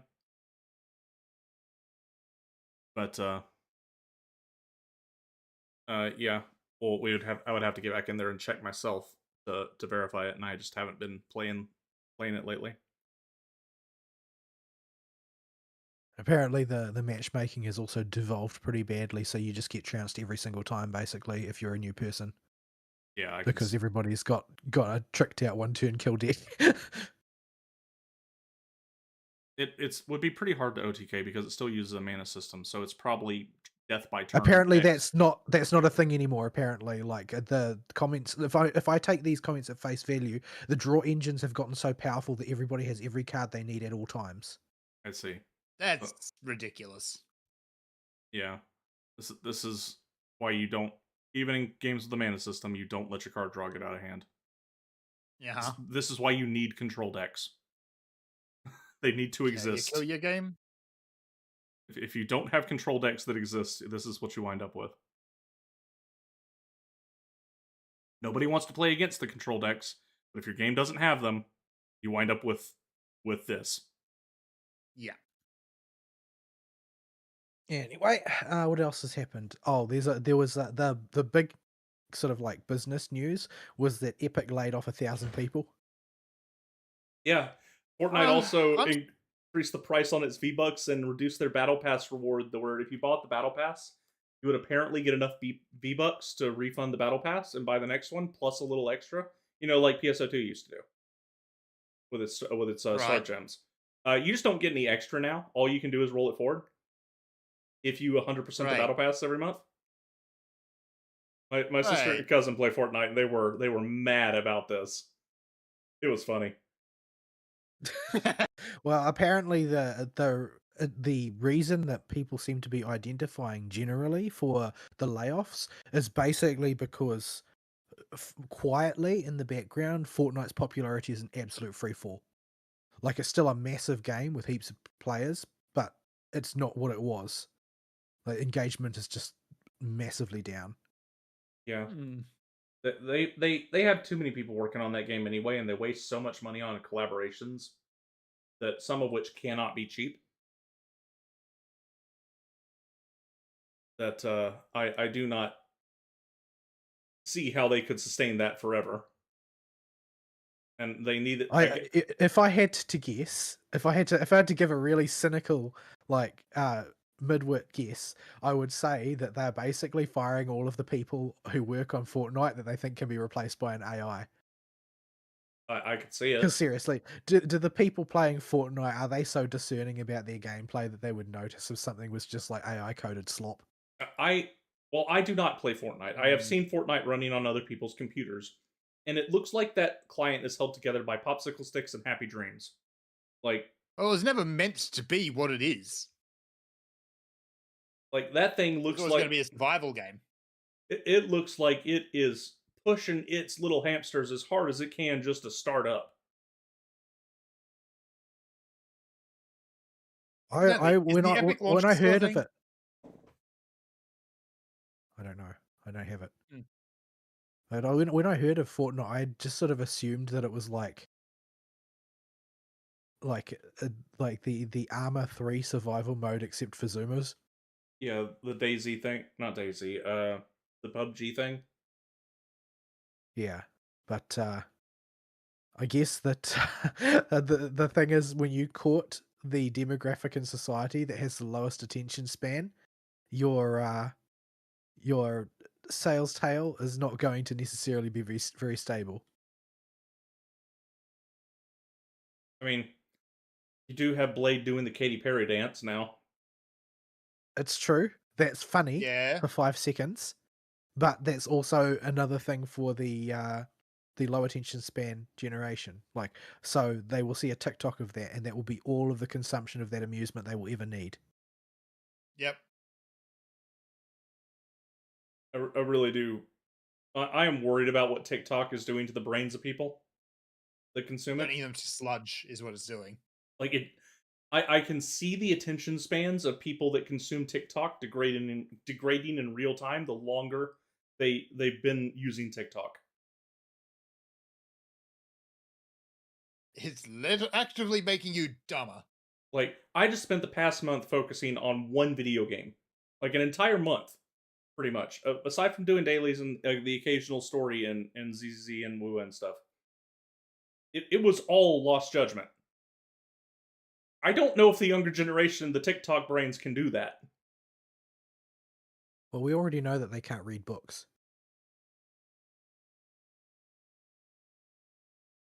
Yeah.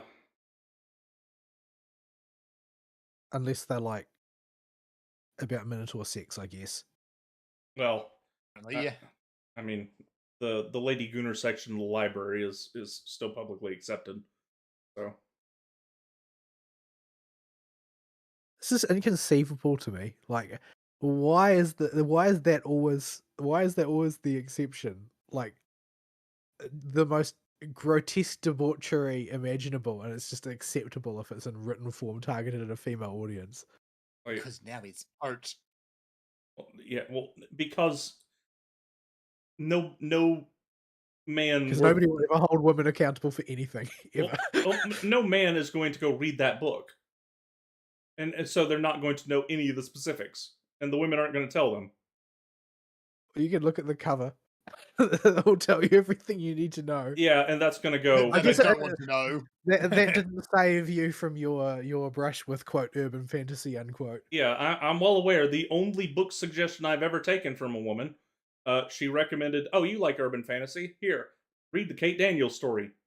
What a Minotaur man? It was a lion man. I mean, the principle applies. Just no. That or she's secretly a furry. The only saving grace was, it only happened every few books, and and Kate actually had a character. It's the only thing that stopped. Something. That's the only thing that stopped it from being pure girl Gunner slop.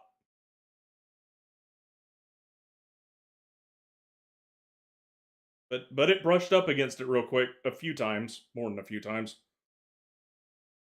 Incidentally, while on this topic, I am currently fighting a Kezu, so make of that what you will. No, I don't think I will. Excellent. Don't. Please don't. Why is Kezu? Just why? Right. I don't have any other good news because I've been stuck in the Lost Judgment bubble. I'm trying to think what else. Oh, they're Sony is increasing the price of the PS5 again. Oh, yeah. Yeah. Is this the I only? still If you see. want a PS5 Pro is going to cost $900 American. Nope, Good gravy. not doing that. But is there any games on there that are worth buying the console for that I can't just buy on PC? Yeah, well, that's the thing. Sony panicked and started saying they're not going to put their crap on PC anymore. Yeah, they backtracked on that. Yeah, because they they realized it was cutting into their console sales when everybody can just buy it on PC. Which, from a business Everyone perspective, just went, "Oh, thank goodness." if you're in the console making division, probably is something you want to push. But if you want overall profits, I think you could make more by just making your products available to a wider audience and just forego the consoles at this point, because kind of 'Cause I reaching. don't know. I don't Maybe see how at a price point like that, when people have less consumable, less sort of discretionary income than ever, I don't think you're going to expand your user base. Yeah, Like this is not going to get you anywhere. I understand that the raw materials cost more, logistics costs more, and so on and so forth, and you need to somehow break even on your hardware, etc. But nobody is going to buy it. End of story. Like, you are removing yourself as an option for people. yeah. Anybody who could afford to pay $900 for a PS5, those people will already have one. Yeah, Yep. and once you've hit a price point with that where even with the inflated costs, you can get a PC for not too much more. I could probably get you a PC that could run everything a PS5 can and more for like 1,300. I'd have to do some skimping here and there. Wouldn't be top of the line, not even close to it with the current prices, but it'd be it'll do the job. it would get the job done. Yeah. And you could install more than 5 games. Yeah. Yes. But yeah, people right now don't have disposable income, and this is something a lot of these companies in the entertainment sphere, I think, are going to have to grapple with. You can keep raising your prices as much as you want, but the fact of the matter is, wages aren't going up to compensate for it. Um, At the end Have of the you been day, to the petrol station yet, Aristill? yeah, exactly. yeah, I went and got gas about 2 days after before. It was And keep in mind that worldwide, as far well, throughout the entirety of the West, the increases in costs for fuel in the US are the lowest yeah. Yes. anywhere. You I, have I, seen the smallest increase. I gather there are parts of Europe which are up to 11 per gallon. Mhm. yeah, I went outside of town and it was just under $3 when I got it because I got it on the way to church. But I got it like late at night on discount day at the cheapest petrol station I could find, and I think it was 3.28 for me. yeah, it Yeah. it seems to have settled around the low $3 here for areas. We haven't seen a settling yet. Like, every week it goes up by another 20 cents. Well, Yeah. 20 is a bit It's conservative. It's more like 30 or 40 cents per week. It hasn't it's all slowed in down free yet. fall at the moment. Can you please Yeah. write to your president and tell him to stop fighting wars? The world can't afford it. Yeah, well, we'll get there. Uh, I'm hoping it doesn't go on for too much longer. I was really hoping it would be an in and out thing, and it's coming There up is on no that such thing as 5 week an in point. and out thing in yeah. That, Iran. A country that is made entirely out of mountains can't be an in and out thing. it never happens, and even in a completely flat country, it just does not happen. Yeah, so well, he's coming up on his 5 or 6 week deadline, his month and a half deadline, whatever it was that he was saying it was probably going to take. We'll see where we're at then. Hopefully, it doesn't go on for too terribly much longer. We got those Part of boats out of that ass first. Part of the reason I'm under so much stress right now is because the sort of the executive level of the business is passing all of their anxieties over logistics down the chain and making it other people's fault. Sounds And about so right. a lot of that lands on me. Like, I'm not the one waging the war, but I'm being held responsible for the implications. So yeah, we'll see where that goes. But yeah, people just don't have disposable income right now. They can't afford a $900 PlayStation. You're just pricing yourself out. You can say it costs more to make and we got to make more of our money back, I wouldn't go that route by increasing. No other console generation besides this one has ever gone up in price. Like no This one's matter, gone up in price like 3 times now. yeah, Yeah. It's the like same product. yeah, and it's just people have less money and your price is going up. You're not getting new customers this way. You're not recouping your costs this way. The only way you could recoup your costs would be to not increase the price of the console and hope you can make it up on by getting them on your platform and into the PlayStation Store. I bet you make a product that people actually want to buy. That would help, but that might be a bit beyond them. Yeah. I don't think Sony's actually can release a good first party game anymore. Yeah, like they have some first party titles I'm moderately interested in and would get if I had a PlayStation, like the new God of War's stuff that came out. I would like to see where that story was going and stuff, but not enough to go buy a console. No. Because it would just be something that like if it was on PC, it would be a wait for a sale and maybe scoop it then. Yeah, definitely not worth forking out for a console. Most of their crap is, Last of Us 2 tier. Not interested. Yeah, and I do not care for your preaching or your low quality open world slop.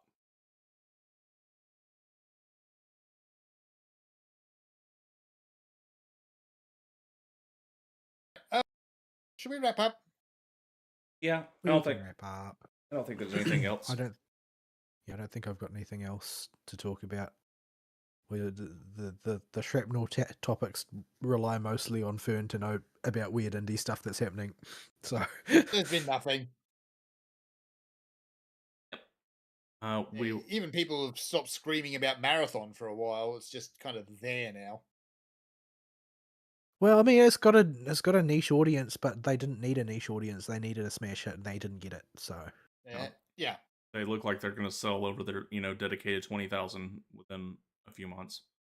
That'll be all she wrote for Marathon. I mean, there's a new whatchamacallit, Pokemon online battling game coming out, isn't there? There was that one that popped up a few weeks ago where it's like, we're just going to rip off. Let me see. They started off ripping off Power World and then ripped off Pokemon as a result of that. And then they've got things like a character just straight up ripped from Overwatch. And a few other things like that. See? It is the cheapest, we're just going to copy this type game. I can't remember what it was called. It was something like, Pal something. It looked awful, honestly. It looked dreadful. I'll just go play Power World. Most things that come out these days look dreadful. They're all designed to be made as fast as possible on the cheap. Yep. Just get it out the door, get it into people's hands, make them get pay money for it. I got a backlog right there. Play games from. Yep. I mean, there's plenty of good things in there. Had a lot of fun with Lost Judgment. I know there's plenty of other good games in there too. I'm gonna just keep chewing through them. I'm not even after I finish the Yakuza series and get caught up. I will not be in a rush to buy new games. By the time you get caught up, there'll probably be a new Yakuza game. Yeah, that's true. I got new. I got Trails in the Sky 2 remake coming out. Got all just if I just look at my Steam list, there's like 700 games there. I'm fine. Mm-hmm. And we'll keep reporting back on old games as I go through them in our dire times. Because people can sometimes actually afford old games because even if their base price is high, they usually go on sale for pretty cheap. No. It hurts me to say that games made in like 2021 and 2022, I'm calling old games now. Yeah, but also better games, so.